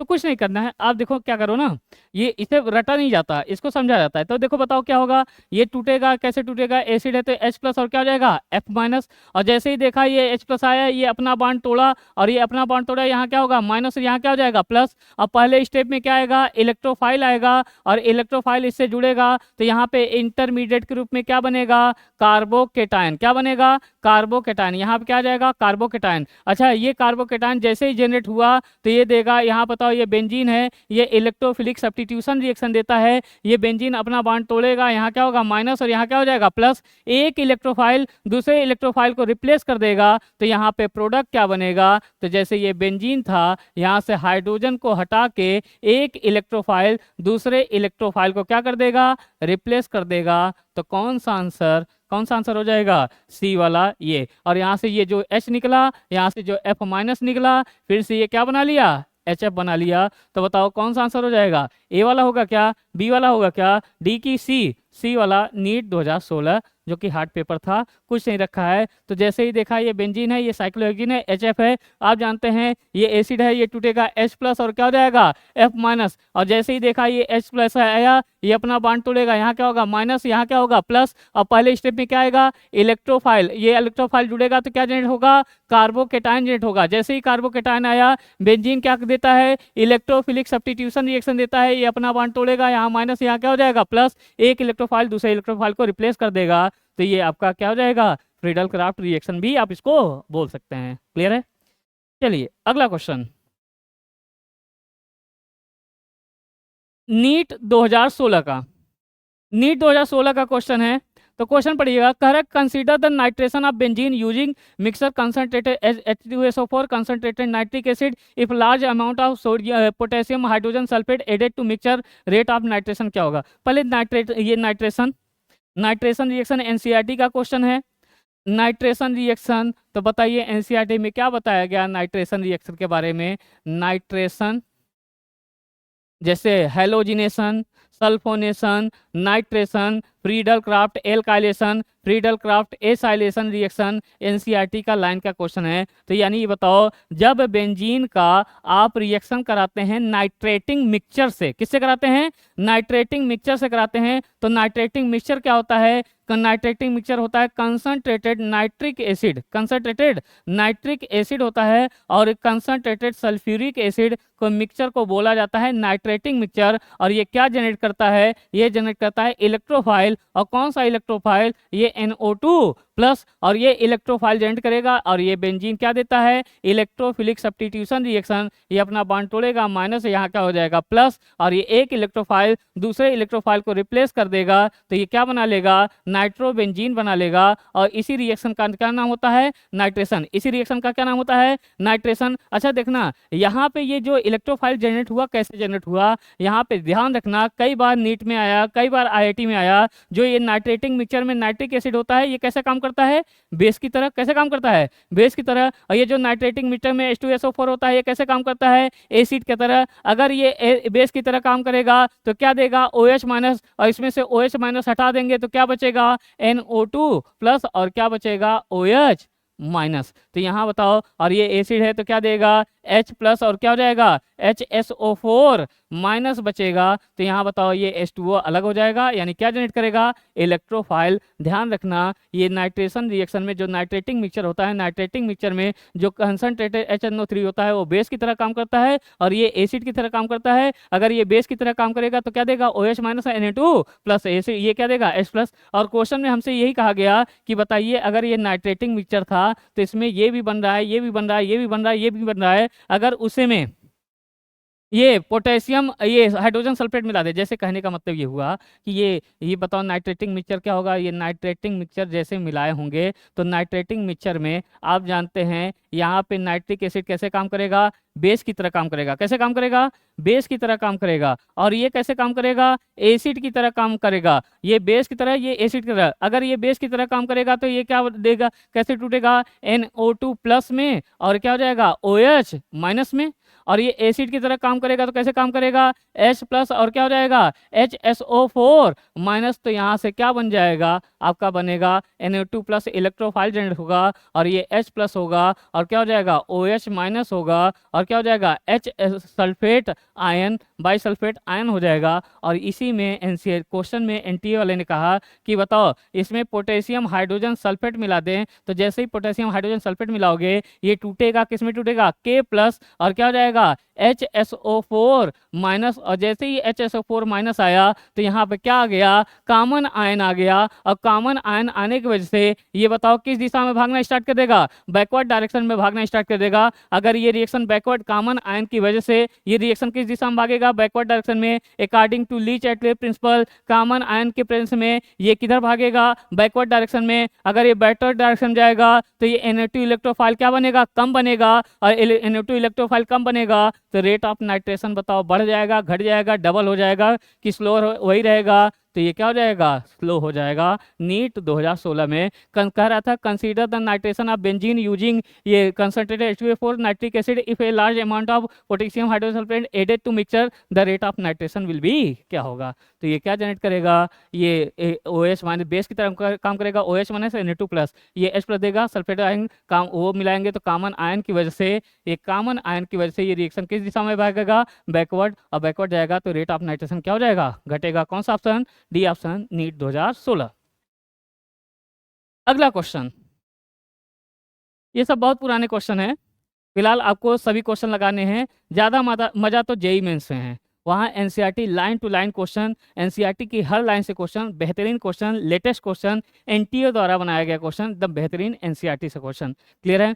तो बताइए नीट 2015 का है, कह रहा है कि oxidation of benzene by vanadium pentoxide in presence of air produce, तो क्या बनाता है? Maleic anhydride benzoic acid benzaldehyde की बेंजोइक एनहाइड्राइड बनाएगा। तो देखो बेंजीन का अगर ऑक्सीडेशन कराते हैं एयर के प्रेजेंस में तो देखो क्या होता है। तो जैसे ये देखना, ये क्या होगा, आपने बेंजीन बनाया, ये बेंजीन बनाया और इसी का रिएक्शन किससे करा दिया? एयर से। और किसके प्रेजेंस में? Vanadium pentoxide. तो देखो इसको सिंपल याद रखना, इसको क्या याद रखना है, ये ऑक्सीडेशन कराएगा और ऑक्सीडेशन कराएगा तो यहाँ यहाँ वाला बॉन्ड तोड़िए, ये पहला बॉन्ड तोड़िए, यहाँ वाला बॉन्ड तोड़िए, तो एक OH इसको दे दो, ये पहला बॉन्ड तोड़ा तो एक OH इसको और एक यहाँ पे एक OH इसको और एक OH इसको। अच्छा दूसरा बांड तोड़ेंगे तो यहाँ बताओ, यहाँ पे भी दोनों बांड तोड़ेंगे तो बताओ, दूसरा बांड तोड़ेंगे OH इसको और OH इसको, यहाँ वाला भी बांड तोड़ देंगे एक OH इसको और एक OH इसको, यहाँ वाला भी बांड तोड़ देंगे एक OH इसको और एक OH इसको, और एक कार्बन पे दो OH का ग्रुप नहीं रह सकता। तो यहाँ पे बताओ अल्टीमेटली आप ऐसे भी समझ सकते हो कि यहाँ से ये वाला डबल बांड नहीं तोड़ना है, बस 3 में से 2 डबल बांड तोड़ना है, 3 में से 2 डबल बांड तोड़ना है, बाकी जो ऐसे ही रखना है। तो यहाँ पे डबल बांड O, ये क्या हो जाएगा? C डबल बांड OH और क्या हो जाएगा? C double bond OH। पहले तो ये मैलेइक एसिड बनेगा, क्या बनेगा? मैलेइक एसिड बनेगा। फिर इसी में मैलेइक एसिड को ये आप हीट भी कर रहे हो, इसको क्या कर रहे हो? हीट भी करोगे, तो हीट करोगे तो यहाँ से क्या निकल जाएगा? H2O निकल जाएगा और यहाँ पे बन जाएगा मैलेइक एनहाइड्राइड। क्या बनेगा? Maleic anhydride. सिंपल आपका बन जाएगा मैलेइक एनहाइड्राइड। थोड़ा सा बाहर का है, ये आपको एनसीईआरटी में नहीं मिलेगा, मगर इसका आंसर कौन सा हो जाएगा? Maleic anhydride. क्लियर है? बस इसको PIQ आया है तो इसको समझ लीजिए कि ऐसे तोड़ना है। तो बेंजीन का 3 बॉन्ड है तो 2 बॉन्ड तोड़ेंगे, बस यहाँ से तोड़िएगा, इसको एसिड में कन्वर्ट कर दीजिए, इसको एसिड में कन्वर्ट कर दीजिए, क्योंकि ऑक्सीजन लगा है तो ऑक्सीडाइज कराना है। और कहाँ तक ऑक्सीडाइज कराना है? कार्बोक्सिलिक एसिड तक ऑक्सीडाइज कराएंगे और हीट करेंगे तो ये क्या हो जाएगा? Maleic anhydride. ये क्लियर है? अगला क्वेश्चन नीट 2015 हमसे कहा गया what is the product form when, बताओ व्हेन ये फॉलोइंग कंपाउंड है treated with Br2 in presence of Bra। तो बताओ इसका रिएक्शन आप किससे कराना चाह रहे हो? Br2 के साथ। किससे? Br2 के साथ FeBr3। जैसे ही देखा Br2 के साथ FeBr3 यानी ये हेलोजिनेशन रिएक्शन, और ये क्या जनरेट करेगा? इलेक्ट्रोफाइल जनरेट करेगा। और कौन सा इलेक्ट्रोफाइल जनरेट करेगा? Br+ इलेक्ट्रोफाइल जनरेट करेगा। तो जैसे ही देखा ये Br2 के साथ FeBr3 है, तो ये बताओ लेविस एसिड है तो अपना बॉन्ड तोड़ेगा तो क्या जनरेट करेगा? Br इलेक्ट्रोफाइल जनरेट करेगा। और जैसे ये Br इलेक्ट्रोफाइल, अच्छा ये बताओ ये कौन सा ग्रुप लगा है? एक्टिवेटिंग। कौन सा ग्रुप लगा है? एक्टिवेटिंग ग्रुप लगा है। तो ये एक्टिवेटिंग है तो आने वाले इलेक्ट्रोफाइल को कहाँ बैठाएगा? या तो आर्थो पे या तो पैरा पे, या तो इसका ये आर्थो पोजीशन है, ये पैरा। अच्छा ये वाला जो ग्रुप है ये भी कैसा है? एक्टिवेटिंग। ये आने वाले इलेक्ट्रोफाइल को कहाँ बैठाएगा? आर्थो पे एंड पैरा। इसका आर्थो ये है और इसका आर्थो ये भी है और इसका पैरा ये है। अच्छा यहाँ पे देखो ये एकदम बगल बगल में है तो यहाँ पे स्टेरिक हिंड्रेंस लगेगा। क्या लगेगा? Steric hindrance. स्टेरिक हिंड्रेंस की वजह से यहाँ नहीं आने देगा, या तो एक बार आर्थो पे जोड़ना है एक बार पैरा। तो ये तो आर्थो है ये पैरा, तो इसके लिए आर्थो और इसके लिए पैरा, इसके लिए ये आर्थो, ये क्या होगा? पैरा। यहाँ पे बीच में आ गया तो ये स्टेरिक हिंड्रेंस लगेगा, तो यहाँ नहीं गया, एक बार यहाँ पे Br जोड़ देंगे और एक बार यहाँ पे। बताओ क्या ये बीच में Br जोड़ेंगे? क्या नहीं, क्योंकि यहाँ पे क्या लग रहा है? Steric hindrance. ये पैरा पे जोड़ सकते हैं, ये वाला तो सही है मगर ये वाला गड़बड़ है, तो ये वाला ऑप्शन तो गया। अच्छा बताओ यहाँ पे जोड़ सकते हैं क्या? हाँ, इसके लिए आर्थो और इसके लिए क्या है? पैरा, तो ये वाला तो सही है। अच्छा क्या यहाँ पे जोड़ सकते हैं क्या? नहीं, क्योंकि ये बीच में क्या लगेगा? Steric hindrance. ये वाला भी ऑप्शन नहीं है। अगला तीसरा ऑप्शन, अच्छा यहाँ पे लगा सकते हैं क्या? हाँ लगा सकते हैं, ये वाला सही है। अच्छा यहाँ पे लगा सकते हैं क्या? इसके हिसाब से आर्थो, इसके हिसाब से पैरा, इसके लिए हिसाब से आर्थो, इसके हिसाब से पैरा। कौन सा ऑप्शन? C option. अच्छा ये बताओ ये वाला सही है? हाँ, इसके हिसाब से आर्थो, इसके हिसाब से पैरा, तो ये वाला तो सही है, मगर ये बताओ इसके हिसाब से ये क्या है? मेटा, इसके हिसाब से ये क्या है? मेटा, तो मेटा वाला तो नहीं बनता। नीट 2014 का कौन सा ऑप्शन? C option. तो ये GOC का क्वेश्चन था। सी ऑप्शन हो गया GOC का क्वेश्चन। अगला क्वेश्चन ये बताइएगा, सम मेटा डायरेक्टिंग सब्स्टिट्यूएंट एरोमेटिक ये विच one of the most deactivating, तो माइनस आई इफेक्ट, तो बताओ सबसे ज्यादा किसका माइनस आई इफेक्ट होता है, NO2 का, फिर CN का, फिर SO3H का, फिर कार्बोक्सिलिक एसिड का। तो इसमें से सबसे ज्यादा माइनस आई इफेक्ट किसका है, ये NO2 का। तो यानी माइनस आई इफेक्ट के कहने कह लीजिए या डीएक्टिवेटिंग पावर, तो सबसे ज्यादा किसका होता है, NO2 का। उससे कम किसका हो जाएगा, CN का। उससे कम किसका हो जाएगा, सल्फोनिक एसिड का, SO3H का। और सब इससे कम किसका हो जाएगा, कार्बोक्सिलिक एसिड का, फिर एल्डिहाइड, फिर कीटोन, फिर FCl ये। तो इसमें से कौन सा मोस्ट डीएक्टिवेटिंग होगा, बी वाला, नीट 2013। अगला अगला देखिएगा, अगला कह रहा है which one of the following compound not undergo Friedel Crafts acylation alkylation Friedel Crafts reaction. तो कौन फ्रीडल क्राफ्ट रिएक्शन में नहीं जाएगा, तो नाइट्रोबेंजीन, टॉल्यूइन, क्यूमीन और जाइलिन। तो देखो कैसे पता चलेगा, तो ये बताओ नाइट्रोबेंजीन का मतलब क्या होगा, बेंजीन के ऊपर क्या लग गया, NO2, क्या लग गया, NO2। क्यूमीन का मतलब क्या होगा, बेंजीन के ऊपर क्या लग जाएगा, बेंजीन के ऊपर लग जाएगा CH, और ये क्या हो जाएगा, CH3, और ये क्या हो जाएगा, CH3। अच्छा यहाँ बताइएगा, टॉल्यूइन के ऊपर क्या लग जाएगा, बेंजीन के ऊपर क्या हो जाएगा, CH3, बेंजीन के ऊपर क्या हो जाएगा, CH3। अच्छा जाइलिन का मतलब क्या हो जाएगा, बेंजीन के ऊपर क्या हो जाएगा, यहाँ पे बेंजीन का ऊपर ये CH3, और यहाँ पे आर्थो पे लगा देंगे तो आर्थोजाइलिन, मेटा पे लगाएंगे तो मेटाजाइलिन, पैरा पे लगाएंगे तो पैराजाइलिन। तो इसमें से कौन आसानी से फ्रीडल क्राफ्ट रिएक्शन नहीं देगा, तो फ्रीडल क्राफ्ट रिएक्शन क्या होता है, इलेक्ट्रोफिलिक सब्स्टिट्यूशन रिएक्शन। यानी आने वाले इलेक्ट्रोफाइल को कौन तेजी से इलेक्ट्रोफिलिक सब्स्टिट्यूशन रिएक्शन देगा, तो कौन तेजी से इलेक्ट्रोफिलिक सब्स्टिट्यूशन देगा। अच्छा यहाँ डबल बॉन्ड है तो -M है, और ये क्या है, -I है, और यहाँ पे -M ज्यादा, तो ये कौन सा ग्रुप है, डीएक्टिवेटिंग, ये इलेक्ट्रोफाइल को नहीं आने देगा। अच्छा ये बताओ, ये हाइपर कॉन्जुगेशन है तो ये कौन सा ग्रुप लगा है, एक्टिवेटिंग, यानी ये इलेक्ट्रोफाइल को आने देगा। अच्छा यहाँ बताओ, ये कौन सा ग्रुप लगा है, हाइपर कॉन्जुगेशन है, +I है, तो ये एक्टिवेटिंग है, तो ये इलेक्ट्रोफाइल को आने देगा। यहाँ पे 2 एक्टिवेटिंग ग्रुप लगा है तो ये इलेक्ट्रोफाइल को आने देगा। तो इसमें से कौन इलेक्ट्रोफाइल को नहीं आने देगा, ये डीएक्टिवेटिंग ग्रुप लगा है, तो यही फ्रीडल क्राफ्ट रिएक्शन नहीं देगा। अगर आपसे पूछा जाता कि बताइए इसमें से सबसे तेजी से कौन देता, तो सबसे तेजी से दे देता आपका आप जाइलिन। क्लियर है, तो आपसे कहा कौन फ्रीडल क्राफ्ट रिएक्शन नहीं देगा, जिसके ऊपर डीएक्टिवेटिंग ग्रुप लगा है वही फ्रीडल क्राफ्ट रिएक्शन नहीं देगा, क्योंकि डीएक्टिवेटिंग ग्रुप है तो आने वाले मेहमान को मेटा बैठाना चाहेगा, आर्थो एंड पैरा पे नहीं। अगला क्वेश्चन, कौन सा एरोमेटिक नहीं, कौन सा इसमें से नॉन एरोमेटिक है,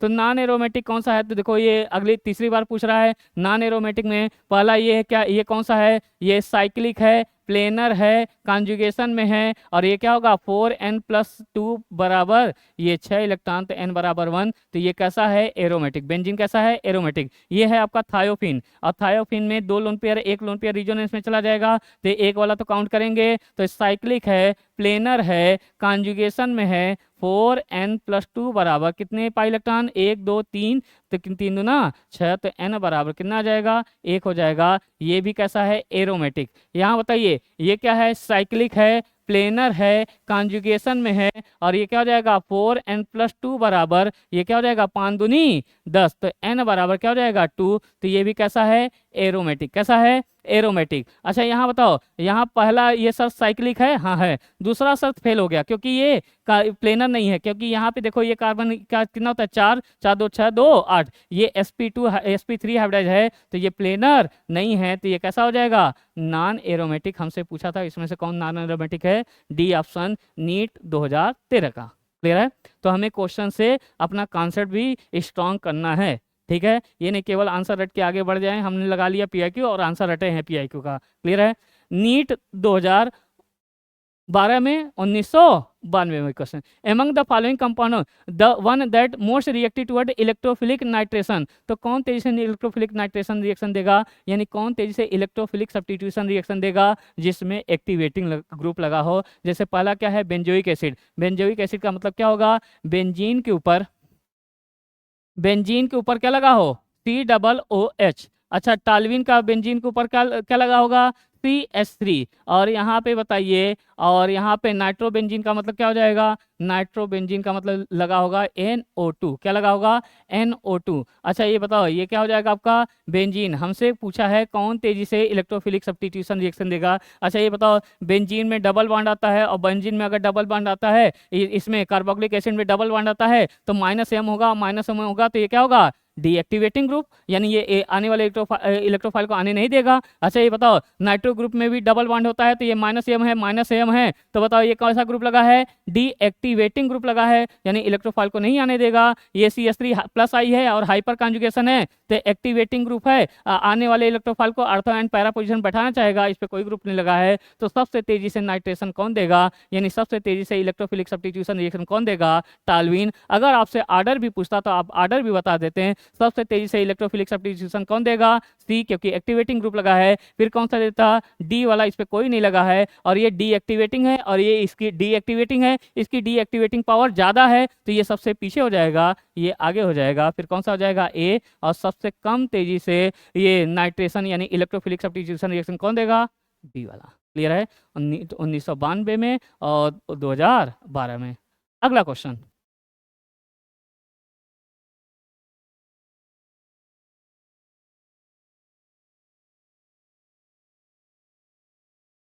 अगला क्वेश्चन देखिएगा, नीट 2010 में कुछ नहीं रखा है, बिल्कुल आसान है। कह रहा है कि reaction of टालवीन with chlorine Cl2 in presence of FeCl3 X बनाता है, और reaction in presence of light give Y बनाता है, तो X और Y क्या है। तो जैसे ये कह रहा है कि टालवीन का रिएक्शन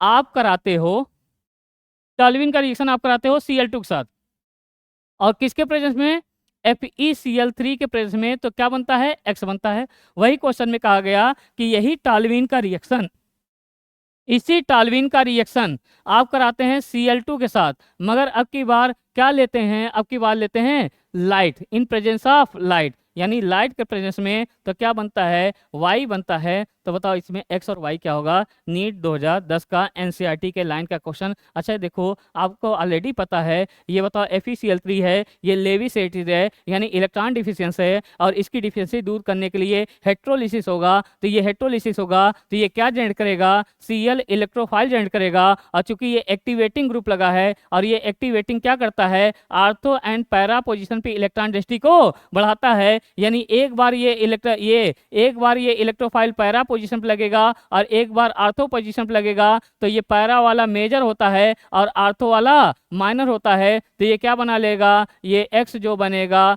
ये बनेगा पैरा क्लोरोबेंजीन। ये मेजर है, और ज़्यादातर हम बात किसकी करते हैं, मेजर की, माइनर की बात नहीं करते हैं। तो आर्थो वाला भी बनेगा और पैरा वाला भी बनेगा, मगर पैरा वाला मेजर होता है, तो ये क्या बना लेगा, X जो होगा पैरा क्लोरोटालवीन। तो यहाँ पे X जो है पैरा क्लोरोटालवीन, तो X क्या बेंजल क्लोराइड होगा क्या, नहीं। X जो मेटा क्लोरोटालवीन होगा क्या, नहीं। X आर्थो पैरा क्लोरोटालवीन होगा क्या, हाँ, आर्थो एंड पैरा क्लोरोटालवीन होगा। X जो होगा बेंजिल क्लोराइड होगा क्या, नहीं। आपको ऐसे ही आंसर मिल गया। अच्छा Y क्या होगा, आप जानते हो, ये बताओ Cl2 के साथ सनलाइट लगा है, तो ये होमोलिसिस होगा, और होमोलिसिस होगा तो ये क्या जनरेट करेगा, फ्री रेडिकल जनरेट करेगा। अगर फ्री रेडिकल जनरेट करेगा तो यहाँ वाला आर्थो पैरा वाला हाइड्रोजन हटाएगा कि यहाँ वाला हाइड्रोजन हटाएगा, यहाँ वाला हाइड्रोजन हटाएगा, और यहाँ वाला अगर हाइड्रोजन हटाएगा तो यहाँ से तीनों हाइड्रोजन हटा के यहाँ तीनों Cl लग जाएगा। इसका नाम क्या हो जाएगा, ट्राइक्लोरो मेथिल बेंजीन हो जाएगा।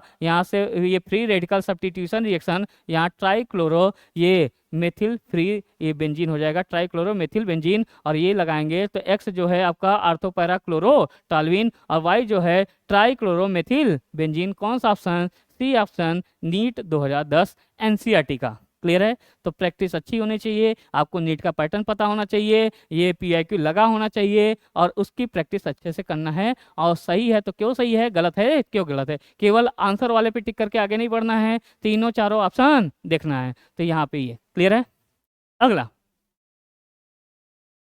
क्वेश्चन है, नीट 2009 बेंजीन रिएक्ट विथ ये methyl chloride in presence of anhydrous AlCl3 क्या बनाएगा? ये तो फ्रीडल क्राफ्ट एल्काइलेशन रिएक्शन है। तो ये बताओ बेंजीन नीट 2009 का आया है, कह रहा है कि बेंजीन का रिएक्शन किससे कराइए? मेथिल क्लोराइड से कराइए। एनसीईआरटी के लाइन का क्वेश्चन, और किसके प्रेजेंस में? एनहाइड्रस AlCl3 के प्रेजेंस में। और जैसे ही देखा ये एल्किल हैलाइड साथ AlCl3 है, एल्युमिनियम के वैलेंस शेल में 3 इलेक्ट्रॉन, 3 इससे आ गया तो 6 हो गया। ये इलेक्ट्रॉन डिफिशिएंट है, इसकी डिफिशियंसी दूर करने के लिए ये अपना बॉन्ड तोड़ेगा, यहाँ माइनस और यहाँ क्या हो जाएगा प्लस, ये माइनस इसके साथ जाएगा तो क्या बना लेगा? AlCl4 माइनस, और क्या जनरेट करेगा? इलेक्ट्रोफाइल, यानी मेथिल इलेक्ट्रोफाइल जनरेट करेगा। और यहाँ पे बेंजीन से यहाँ पे बताओ क्या होगा? ये अपना बॉन्ड तोड़ेगा और ये इलेक्ट्रोफिलिक सब्स्टिट्यूशन रिएक्शन, और ये क्या बना लेगा? फ्रीडल क्राफ्ट एल्काइलेशन रिएक्शन से ये क्या बना लेगा? बेंजीन की टालवीन की क्या बना लेगा? क्लोरोबेंजीन जाइलीन की बेंजीन क्लोराइड, तो क्या बना लेगा?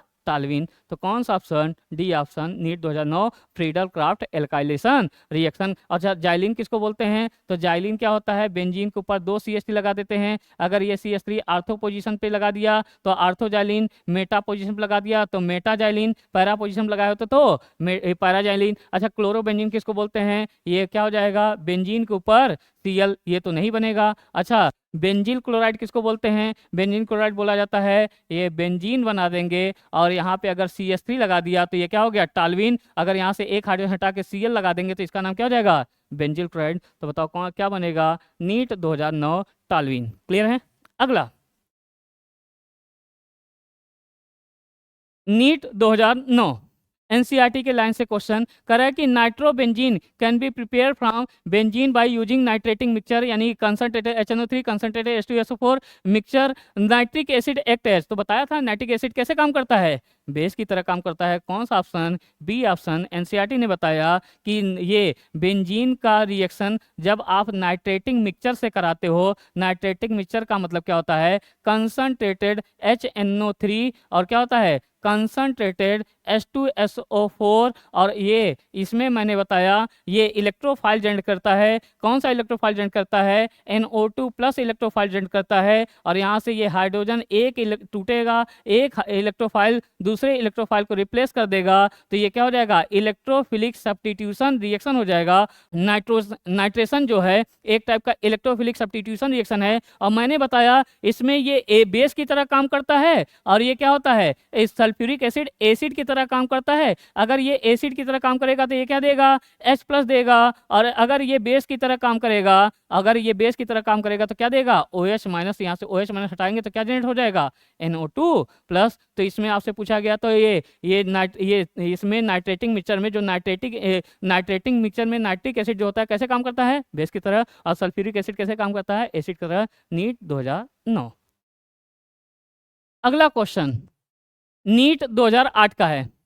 तो अगला क्वेश्चन है नीट 2008 का। तो देखिएगा नीट 2008 में विच one of the following most reactive toward the electrophilic attack. तो कौन तेजी से इलेक्ट्रोफिलिक सब्स्टिट्यूशन रिएक्शन देगा? Reactivity toward electrophile. तो क्या कॉन्सेप्ट होता है? Reactivity towards electrophile. तो क्या कॉन्सेप्ट होता है?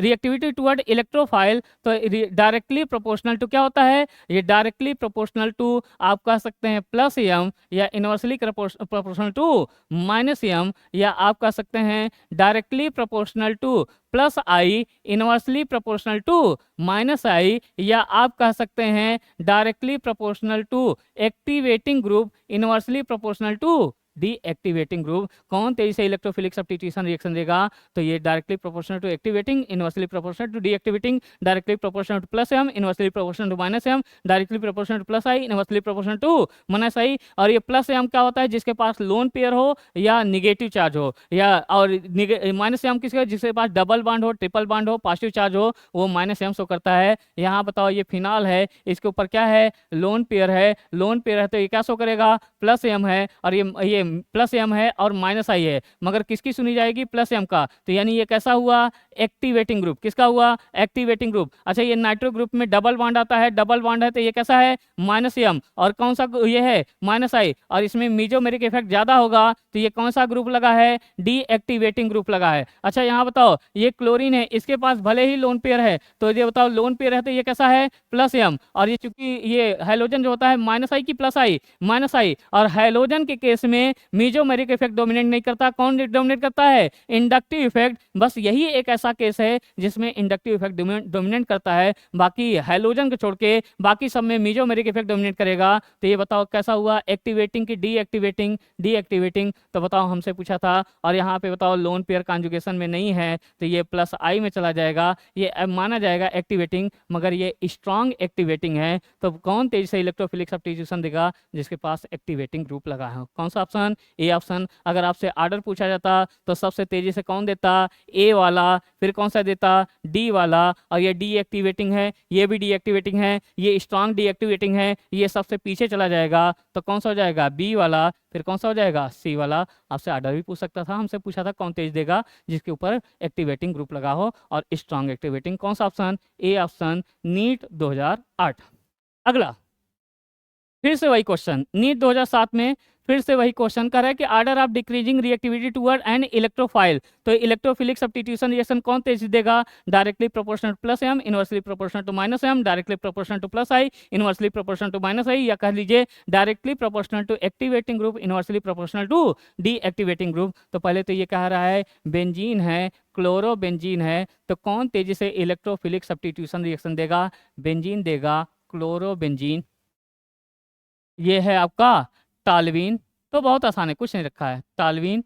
अच्छा, यहाँ पे बताओ ये क्या है आपका? फिनॉल। तो ये बताओ, पहले तो चेक करो ये एक्टिवेटिंग है कि डीएक्टिवेटिंग है। अच्छा, ये फिनॉल के पास क्या है? लोन पेयर है, तो ये क्या है? प्लस एम है। और चूंकि प्लस आई की माइनस आई, माइनस आई, मगर इसमें कौन डोमिनेट करेगा? मीजोमेरिक। और मीजोमेरिक इलेक्ट्रॉन डेंसिटी को बढ़ाएगा रिंग में, तो ये कैसा हुआ? एक्टिवेटिंग। कैसा हुआ? एक्टिवेटिंग। अच्छा, यहाँ बताओ, ये हाइपर कॉन्जुगेशन, यहाँ प्लस आई भी शो करता है और हाइपर कॉन्जुगेशन भी शो करता है। हाइपर कॉन्जुगेशन डोमिनेट करेगा और ये हाइपर कॉन्जुगेशन रिंग में इलेक्ट्रॉन डेंसिटी बढ़ाएगा, आर्थो एंड पैरा। तो ये कैसा है? एक्टिवेटिंग। कैसा है? एक्टिवेटिंग। अच्छा, ये भी एक्टिवेटिंग, ये भी एक्टिवेटिंग, मगर इसमें मीजोमेरिक की वजह से है तो ये स्ट्रॉन्ग एक्टिवेटिंग। कैसा है? Strong activating. यहाँ पे कोई नहीं लगा है। अच्छा, ये बताओ ये क्या है? हैलोजन है, यहाँ लोन पेयर है, प्लस लोन पेयर है तो ये क्या होगा? Plus M. और चूंकि और ये क्या होता है? माइनस आई सीरीज में लिखा जाता है। हैलोजन के केस में मीजोमेरिक इफेक्ट डोमिनेट नहीं करता है, इंडक्टिव इफेक्ट डोमिनेट करता है। तो माइनस आई रिंग में से इलेक्ट्रॉन डेंसिटी खींचना चाहता है, तो ये कैसा है? डीएक्टिवेटिंग। तो कौन तेजी से देगा? ये कौन एक्टिवेटिंग वाला? एक्टिवेटिंग में स्ट्रॉन्ग एक्टिवेटिंग वाला। सबसे ज्यादा तेजी से इलेक्ट्रोफिलिक सब्स्टिट्यूशन कौन देगा? चौथा। चौथे के बाद कौन सा देगा? दूसरा। दूसरे के बाद कौन सा देगा? पहला। सबसे कम तेजी से कौन देगा? तीसरा। कौन सा ऑप्शन? सी ऑप्शन, नीट 2007 में। क्लियर है? अगला क्वेश्चन,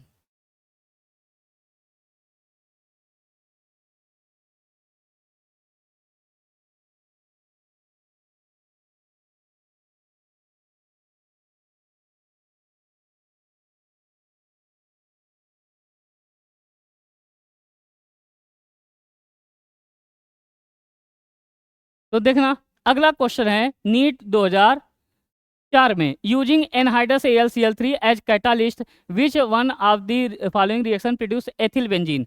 कौन एथिल बेंजीन बनाएगा? एथिल बेंजीन का मतलब क्या हो जाएगा? बेंजीन के ऊपर एथिल ग्रुप। तो कौन एथिल बेंजीन बनाएगा? बेंजीन के ऊपर एथिल ग्रुप। कौन एथिल बेंजीन बनाएगा? ये बनाएगा, ये बनाएगा, ये बनाएगा कि ये बनाएगा? तो देखो यहाँ पे बताओ, ये क्या है? फिनॉल है, ये इससे रिएक्शन करके ये इससे नहीं करेगा। यहाँ पे देखो ये बेंजीन है और ये क्या है? एथिलीन है, और ये अपना बॉन्ड तोड़ेगा तो जैसे ये बताओ ये वाला बना लेगा, क्योंकि यहाँ पे क्या है? बेंजीन है। यहाँ पे क्या है? बेंजीन है। और यहाँ पे क्या है? एथीन है। और एथीन क्या करेगा पहले? और एनहाइड्रस AlCl3 है। तो यहाँ एक चीज लिखना भूल गया है, HCl लिख देता तो आपका डाउट नहीं आता। जैसे HCl नहीं लिखा तो ये माइंड में थोड़ा सा भ्रम आएगा। और जैसे जैसे देखा ये टूटेगा, ये इलेक्ट्रॉन डिफिशियंसी, ये टूटेगा H+ और क्या हो जाएगा? Cl-। ये इसकी डिफिशियंसी दूर करने के लिए क्या बना लेगा? AlCl4-। और ये क्या जानकर? इलेक्ट्रोफाइल। जैसे ये इलेक्ट्रोफाइल देखा गया, ये टूटेगा यहाँ माइनस और यहाँ क्या हो जाएगा? प्लस। और ये पहले पहले स्टेप में यहाँ पे क्या आएगा इलेक्ट्रोफाइल, और यहाँ पे ये क्या जनरेट करेगा इंटरमीडिएट के रूप में कार्बोकेटायन, और कौन सा कार्बोकेटायन एथिल कार्बोकेटायन। और आप जानते हैं बेंजीन कौन सा रिएक्शन देता है एडिशन रिएक्शन की electrophilic substitution reaction, electrophilic substitution यहाँ माइनस और यहाँ क्या हो जाएगा प्लस, और सिंपल आपका ये बन जाएगा। तो ये आपका CH2 और क्या हो जाएगा CH3। जबकि अगर ये वाला लेते तो क्यूमीन बना लेता, क्या बना लेता क्यूमीन बना लेता। हमसे कह रहा था कि कौन एथिल बेंजीन बनाएगा, तो कौन सा ऑप्शन डी वाला, और डी वाला तो होगा नहीं क्योंकि बेंजीन वाला इलेक्ट्रोफिलिक सब्स्टिट्यूशन रिएक्शन नहीं देता। क्लियर है। अगला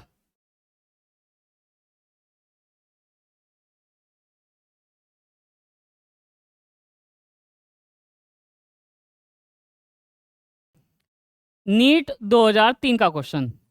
तो नीट 2003 का question which one of the following free radical substitution reaction, तो इसमें से बताओ कौन फ्री रेडिकल सब्स्टिट्यूशन रिएक्शन है। बिल्कुल आसान है पहचानना। तो जैसे देखा ये टालविन है, ये Cl2 के साथ बॉइलिंग है, तो Cl2 के साथ हीट लगा है, तो ये बताओ क्या जनरेट करेगा फ्री रेडिकल की इलेक्ट्रोफाइल। फ्री रेडिकल, अगर ये फ्री रेडिकल जनरेट करेगा तो यहाँ वाला हाइड्रोजन हटाएगा कि यहाँ वाला हाइड्रोजन हटाएगा, यहाँ वाला हाइड्रोजन हटाएगा। यहाँ से H फ्री रेडिकल हटा के Cl फ्री रेडिकल लग गया, तो ये बताओ ये कौन सा है फ्री रेडिकल सब्स्टिट्यूशन रिएक्शन। हमसे यही पूछा था, इसमें से फ्री रेडिकल सब्स्टिट्यूशन रिएक्शन कौन सा होगा, कौन सा ऑप्शन ए ऑप्शन। चलो हम तीनों चारों चेक करेंगे। तो ये कौन सा ये रिएक्शन है, ये बेंजीन है, एल्किल हैलाइड है। तो जैसे ही देखा एनहाइड्रस से LCl3, इसके बैलेंस तल में 3 इलेक्ट्रॉन 3 इससे आ गया तो कितना हो गया 6, 8 से कम है तो इलेक्ट्रॉन डिफिशियंट है। इसकी डिफिशियंसी दूर करने के लिए अपना बॉन्ड तोड़ेगा, यहाँ माइनस यहाँ प्लस, और ये क्या जनरेट करेगा मेथिल इलेक्ट्रोफाइल, और यहाँ से एक इलेक्ट्रोफाइल दूसरे इलेक्ट्रोफाइल को रिप्लेस कर देगा, और इस रिएक्शन का नाम क्या होगा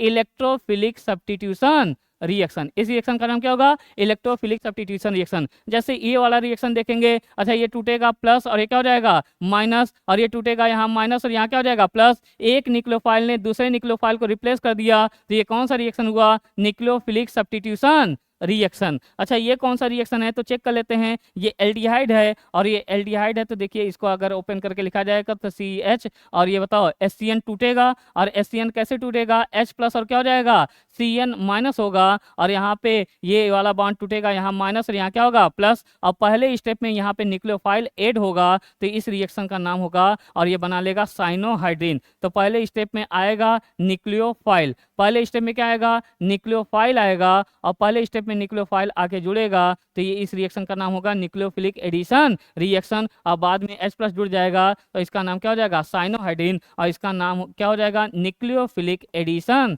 रिएक्शन। हमसे पूछा था इसमें से कौन सा फ्री रेडिकल सब्स्टिट्यूशन है, तो पहला वाला फ्री रेडिकल सब्स्टिट्यूशन, दूसरा वाला इलेक्ट्रोफिलिक सब्स्टिट्यूशन, और तीसरा वाला न्यूक्लियोफिलिक सब्स्टिट्यूशन रिएक्शन, और चौथा वाला न्यूक्लियोफिलिक एडिशन रिएक्शन। तो कौन सा ऑप्शन ए ऑप्शन नीट 2003 में। क्लियर है।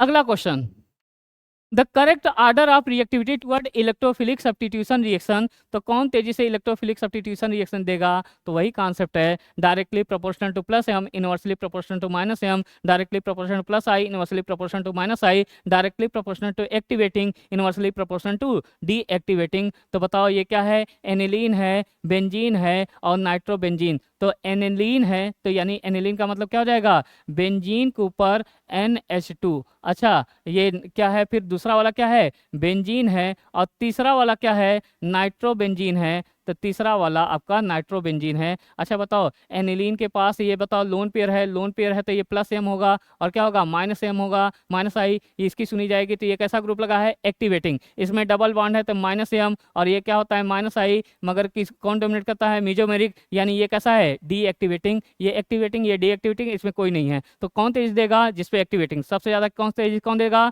पहला, फिर कौन देगा दूसरा, फिर सबसे कम कौन देगा तीसरा। कौन सा ऑप्शन डी ऑप्शन नीट 2003। तो ये एनिलीन एक्टिवेटिंग ग्रुप लगा है तो ये रिंग को एक्टिवेट करेगा, आर्थो एंड पैरा पोजीशन पे इलेक्ट्रॉन डेंसिटी बढ़ाएगा। यहाँ कोई नहीं है डीएक्टिवेटिंग है तो ये क्या करेगा ortho and para position electron density घटाएगा, आने वाले मेहमान को कहाँ बैठाएगा मेटा पोजीशन पे, इलेक्ट्रोफाइल को मेटा पोजीशन बैठाएगा। कौन तेजी से इलेक्ट्रोफिलिक सब्स्टिट्यूशन देगा, ये पहला दूसरा और तीसरा। क्लियर है।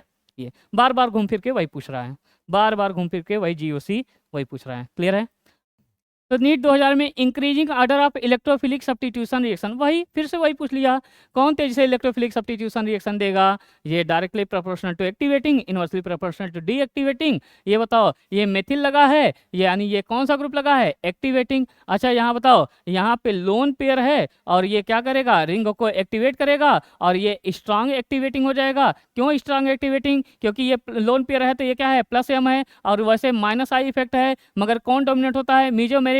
किसकी सुनी जाएगी? मेजोमेरिक। तो ये एक्टिवेट, रिंग को एक्टिवेट करेगा, ऑर्थो पैरा पोजीशन पे इलेक्ट्रॉन डेंसिटी को बढ़ाएगा। मेथिल एक्टिवेटिंग होता है किस वजह से? क्योंकि ये क्या है? प्लस आई है और यहाँ पे हाइपर कॉन्जुगेशन है, मगर किसकी सुनी जाएगी? हाइपर कॉन्जुगेशन को। हाइपर कॉन्जुगेशन रिंग में इलेक्ट्रॉन डेंसिटी बढ़ाता है। अच्छा यहाँ बताओ, ये जो CH3 की जगह CF3 हो गया, तो ये माइनस आई लग गया। माइनस आई लगने की वजह से, ये बताओ, माइनस आई लगने की वजह से ये डीएक्टिवेटिंग ग्रुप हो गया। तो सबसे तेजी से कौन देगा? एक्टिवेटिंग में। एक्टिवेटिंग में दो है, ये भी है, ये भी है, जबकि ये क्या है? स्ट्रांग एक्टिवेटिंग, यानी सबसे तेजी से इलेक्ट्रोफिलिक सब्स्टिट्यूशन रिएक्शन कौन देगा? तीसरा, फिर दूसरा, फिर क्या होगा? पहला, और सबसे कम तेजी से कौन देगा? चौथा वाला, क्योंकि इसमें डीएक्टिवेटिंग ग्रुप लगा है। बार बार घूम फिर के वही पूछ रहा है नीट 2000 में। क्लियर है? अगला अगला है नीट 2000 में आया, in Friedel Crafts reaction toluene can be prepared bye.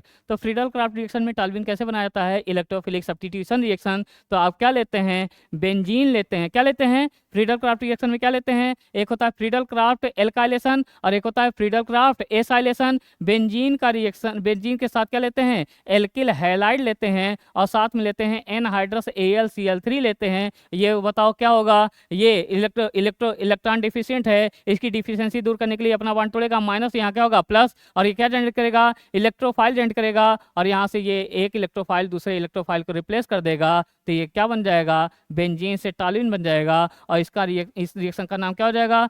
Friedel Crafts alkylation reaction. इसी में टॉल्यूइन बना। क्या ये इससे रिएक्शन करेगा? क्या नहीं करेगा? क्या इससे रिएक्शन करेगा? क्या नहीं करेगा? यहाँ पे बताओ, अगर ये आपने ये क्या लिया? फ्रीडल क्राफ्ट एसाइलेशन लिया है, इसमें एसिटोफिनोन बनेगा, मगर ये टॉल्यूइन नहीं बनेगा। ये बेंजीन लिया और ये एस्टिल क्लोराइड लिया और ये इसके साथ एनहाइड्रस AlCl3 लेते हैं, और इसकी डिफिशियंसी दूर करने के लिए ये अपना बॉन्ड तोड़ेगा। यहाँ क्या होगा? माइनस, यहाँ क्या होगा? प्लस, और ये इलेक्ट्रोफाइल जनरेट करेगा, और ये इलेक्ट्रोफाइल लाके यहाँ पे जोड़ देंगे, और ये क्या बना लेगा? एसिटोफिनोन बना लेगा। हमसे पूछा था कौन से रिएक्शन से टॉल्यूइन बनाएंगे?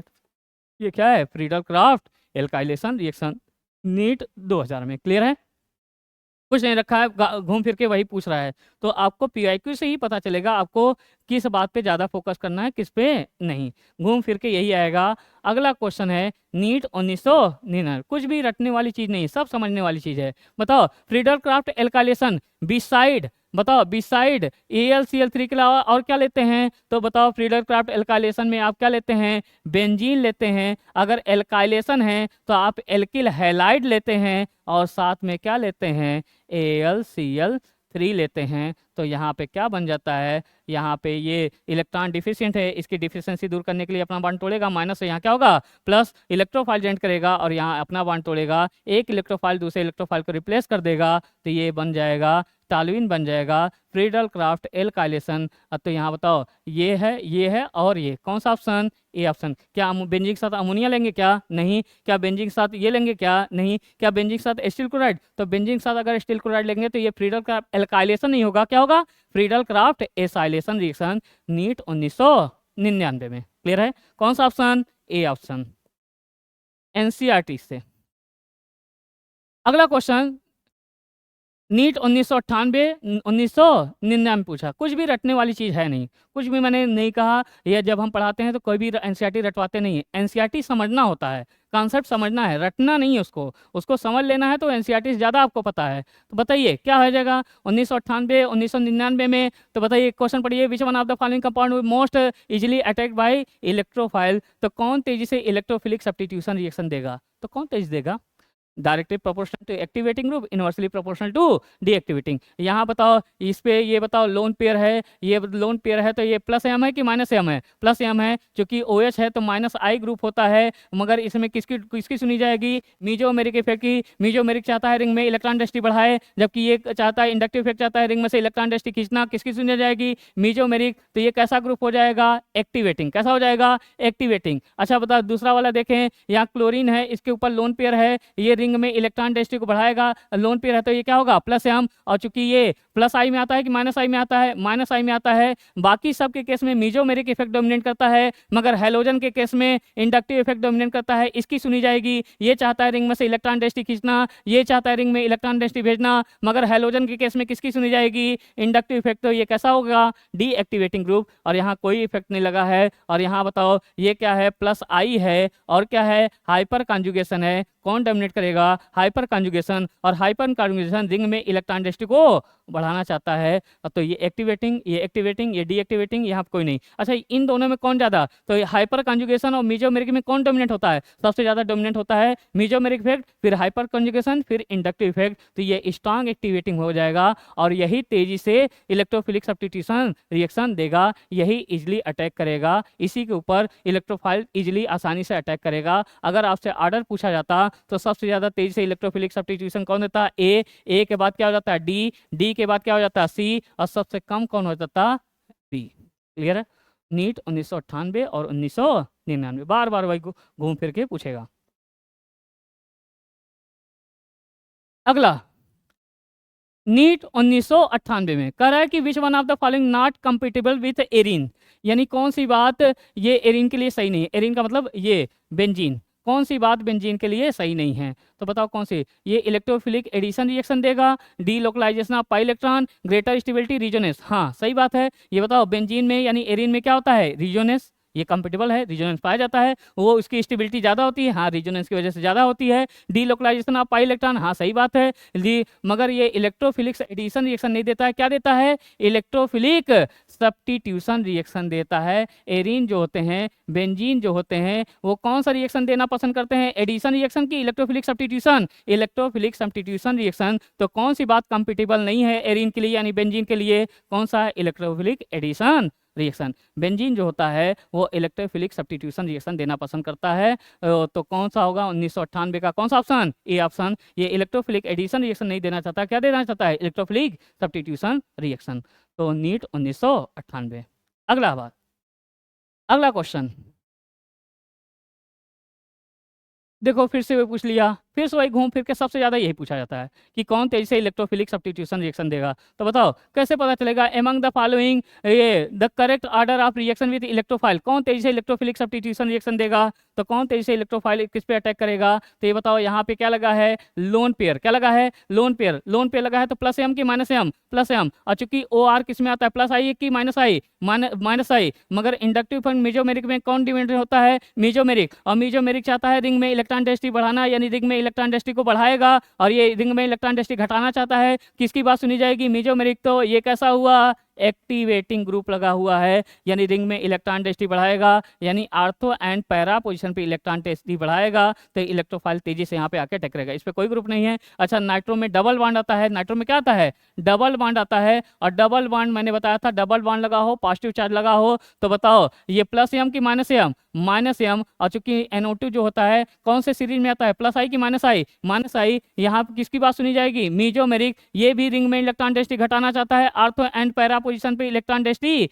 घटाएगा, और ये भी इलेक्ट्रॉन डेंसिटी घटाना चाहता है, दोनों घटाना चाहते हैं, मगर किसकी सुनी जाएगी मीजोमेरिक की, यानी ये डीएक्टिवेटिंग ग्रुप है। तो कौन तेजी से इलेक्ट्रोफिलिक सब्स्टिट्यूशन रिएक्शन देगा, सबसे ज्यादा कौन देगा पहला, फिर क्या होगा दूसरा, फिर क्या होगा तीसरा। नीट 1998 या 97, तो ये है। क्लियर है।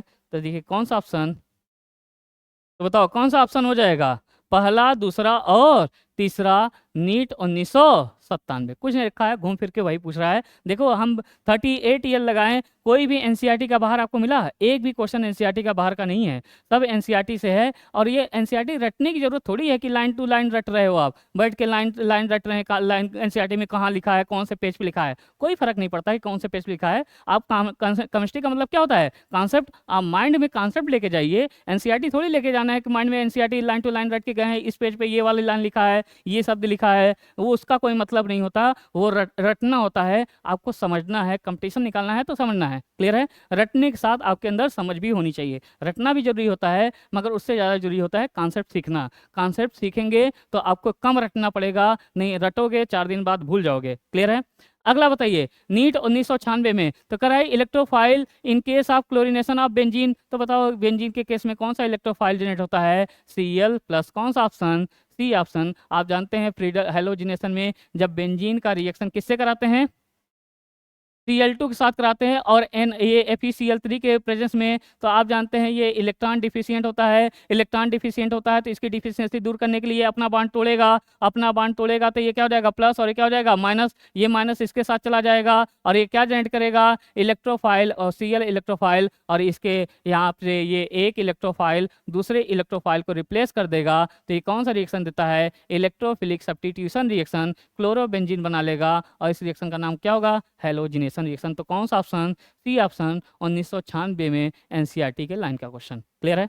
अगला घूम फिर के वही, अगला 1994 में, तो 1994 में आया तो कह रहा है कि reactive species nitration of benzene. Benzene के नाइट्रेशन में कौन जनरेट होता है? इलेक्ट्रोफाइल। और कौन सा इलेक्ट्रोफाइल? NO2 plus. आप जानते हैं बेंजीन का नाइट्रेशन कैसे कराते हैं? बेंजीन का रिएक्शन आप कराते हैं नाइट्रेटिंग मिक्सचर, और नाइट्रेटिंग मिक्सचर का मतलब क्या होता है? कंसनट्रेटेड HNO3 के साथ क्या लेते हैं? H2SO4, और ये H2SO4 जो होता है एसिड की तरह काम करता है और HNO3 बेस की तरह काम करता है, और बेस की तरह काम करेगा तो क्या देगा? OH माइनस, और क्या जनरेट करेगा? NO2 प्लस इलेक्ट्रोफाइल, और ये क्या बना लेगा? नाइट्रोबेंजीन। एनसीईआरटी के लाइन का क्वेश्चन 1994। कौन सा ऑप्शन? C option. क्लियर है? अगला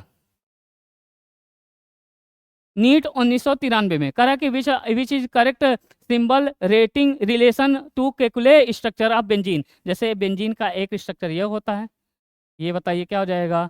यहाँ पे 1 2 3 4 5 और क्या हो जाएगा? 6। पहले डबल बॉन्ड यहाँ है, फिर ये बताओ दूसरा स्ट्रक्चर बनाएंगे तो वही कर देंगे आप, ये 1 2 3 4 5 और क्या हो जाएगा? 6। अब डबल बॉन्ड ऐसे अल्टरनेट पे कर दें, तो पहले डबल बॉन्ड पहले दूसरे पे, फिर यहाँ ये ना तो सिंगल ना तो डबल, पार्शियल डबल रिजोनेंस की वजह से, और ये एक दूसरे के रिजोनेटिंग स्ट्रक्चर है यानी क्योकुले स्ट्रक्चर है। ये पहला रिजोनेटिंग स्ट्रक्चर, ये दूसरा रिजोनेटिंग स्ट्रक्चर, ये क्योकुले स्ट्रक्चर है, और इसको रिप्रेजेंट करने के लिए यहाँ पे ऐसे लगाया जाता है, इधर भी हेड और इधर भी हेड। तो कौन सा option? D option. Kekule structure को रिप्रेजेंट करने, क्या ये लगाएंगे? क्या रिवर्सिबल? नहीं। ये लगाएंगे क्या? ये लगाएंगे क्या? नहीं। ये रिप्रेजेंट किया जाता है नीट 1993 में। क्लियर है?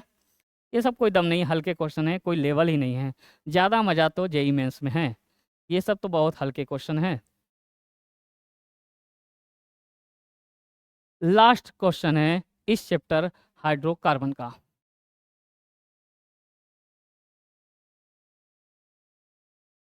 चलिए देखिए, लास्ट क्वेश्चन इस चैप्टर हाइड्रोकार्बन का। तो देखिए कह रहा है क्वेश्चन 1992 में, नीट 1992 में क्वेश्चन पढ़िए। कह रहा है कि select the true statement about benzene among the following. इसमें से बेंजीन के लिए कौन सी बात सही है? तो कौन सा स्टेटमेंट सही है? तो पहला स्टेटमेंट पढ़िए। कह रहा है कि because of unsaturation benzene easily undergo addition reaction. कह रहा है कि बेंजीन के अंदर अनसेचुरेशन है यानी डबल बॉन्ड है, तो ये निकले ये एडिशन, क्या कौन सा एडिशन रिएक्शन देगा? नहीं, बेंजीन एडिशन रिएक्शन नहीं देना पसंद करता है। कौन सा रिएक्शन देना पसंद करता है? सब्स्टिट्यूशन रिएक्शन, यानी वो भी कौन सा वाला? Electrophilic substitution reaction. Benzene addition reaction देना पसंद नहीं करता। ये स्टेटमेंट तो गलत है। अच्छा, दूसरा स्टेटमेंट देखिए क्या कर रहा है। There are two type of carbon carbon bond in benzene molecule. नहीं, आप भले ही बताओ ये कैसा है? सिंगल बॉन्ड है, और इनके बीच क्या है? सिंगल बॉन्ड है, और इनके बीच में क्या है? यही अगर इसका रिजोनेटिंग स्ट्रक्चर बनाएंगे तो सिंगल बॉन्ड भी आ जाएगा, और यहीं पे पहले दूसरे पे सिंगल डबल बॉन्ड है, और इसका दूसरा रिजोनेटिंग स्ट्रक्चर बनाएंगे तो पहले दूसरे पे क्या आ जाएगा? Single bond. तो बताओ ना तो सिंगल ना तो डबल, और इसमें क्या होगा? अगर डबल होता तो कितना बॉन्ड लेंथ होता है? 134 पिकोमीटर। अगर सिंगल होता तो कितना होता है? 154 पिकोमीटर। मगर यहाँ पे रिजोनेंस होने की वजह से ना तो सिंगल ना तो डबल, पार्शियल डबल, और बेंजीन का बॉन्ड लेंथ कितना होता है? 139 picometer. There are two type of carbon carbon double bond. नहीं, केवल एक ही टाइप का होता है, तो ये भी स्टेटमेंट गलत है। क्लियर है? अगला, there are cyclic delocalization of pi electron. हाँ सही बात है, यहाँ पे ये बाई बॉन्ड टूटेगा, यहाँ माइनस, यहाँ क्या हो जाएगा? प्लस। फिर ये अपना वाला बॉन्ड तोड़ेगा, यहाँ माइनस, यहाँ क्या होगा?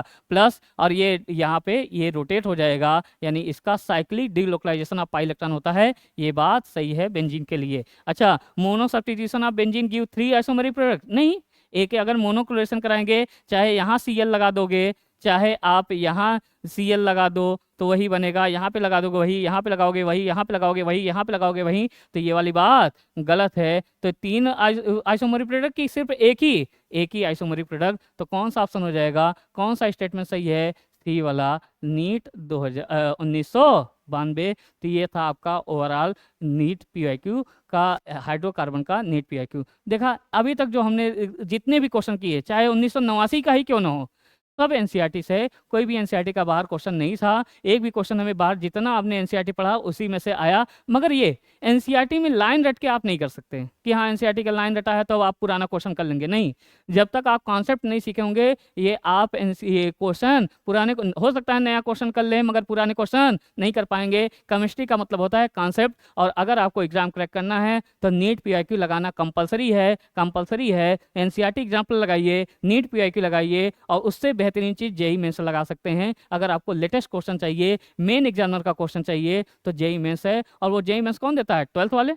12th में मौका मिलता है, 12th के 1 साल बाद, तो वो तो ज़्यादा आसान है। और उसमें रिसेंट क्वेश्चन होते हैं, एकदम फ्रेश क्वेश्चन होते हैं, एकदम बेहतरीन क्वेश्चन होते हैं, एनसीईआरटी बेस्ड क्वेश्चन। तो आपको तो नीट पीआईक्यू लगाना कंपलसरी है। उसके बाद अगर आपको समय बचता है तो कोई गाइड या मॉड्यूल लगाने से अच्छा है जेईई मेंस लगाइए। तो आप ये एनसीईआरटी नीट के लिए पहले तो एनसीईआरटी एग्जाम्पल लगाइए, नीट पीआईक्यू लगाइए, अगर समय बचे तो जेईई मेंस लगाइए। क्लियर है। तो ये था ओवरऑल आपका हाइड्रोकार्बन का अब तक जो नीट में क्वेश्चन आया। कोई भी क्वेश्चन एनसीईआरटी से बाहर का नहीं है, खेल है सारा कॉन्सेप्ट का। आप किस तरीके से एनसीईआरटी पढ़ते हैं उसका खेल है। और नीट पर अगर आपको नीट का पैटर्न पता रहेगा तो आपके लिए कोई मुश्किल काम नहीं, बहुत आसानी से आप सिलेक्शन ले लेते हैं। अगर आप ये कितने लोग कई साल तैयारी करते रहते हैं और पीआईक्यू ही नहीं लगाए रहते हैं, कई साल हो जाता है वो पूरा पीआईक्यू कभी नहीं लगाए होते हैं, उनको पीआईक्यू पे ही कॉन्फिडेंस नहीं होता, दुनिया भर का इधर उधर का क्वेश्चन लगाएंगे मगर नीट पीआईक्यू कभी नहीं लगा पाते हैं। 38 ईयर का बहुत कम लोग ही लगाते हैं। तो आपका ये है कि पहले 38 ईयर लगाइए, आप पहले उस पर कॉन्फिडेंस आपका हो जाए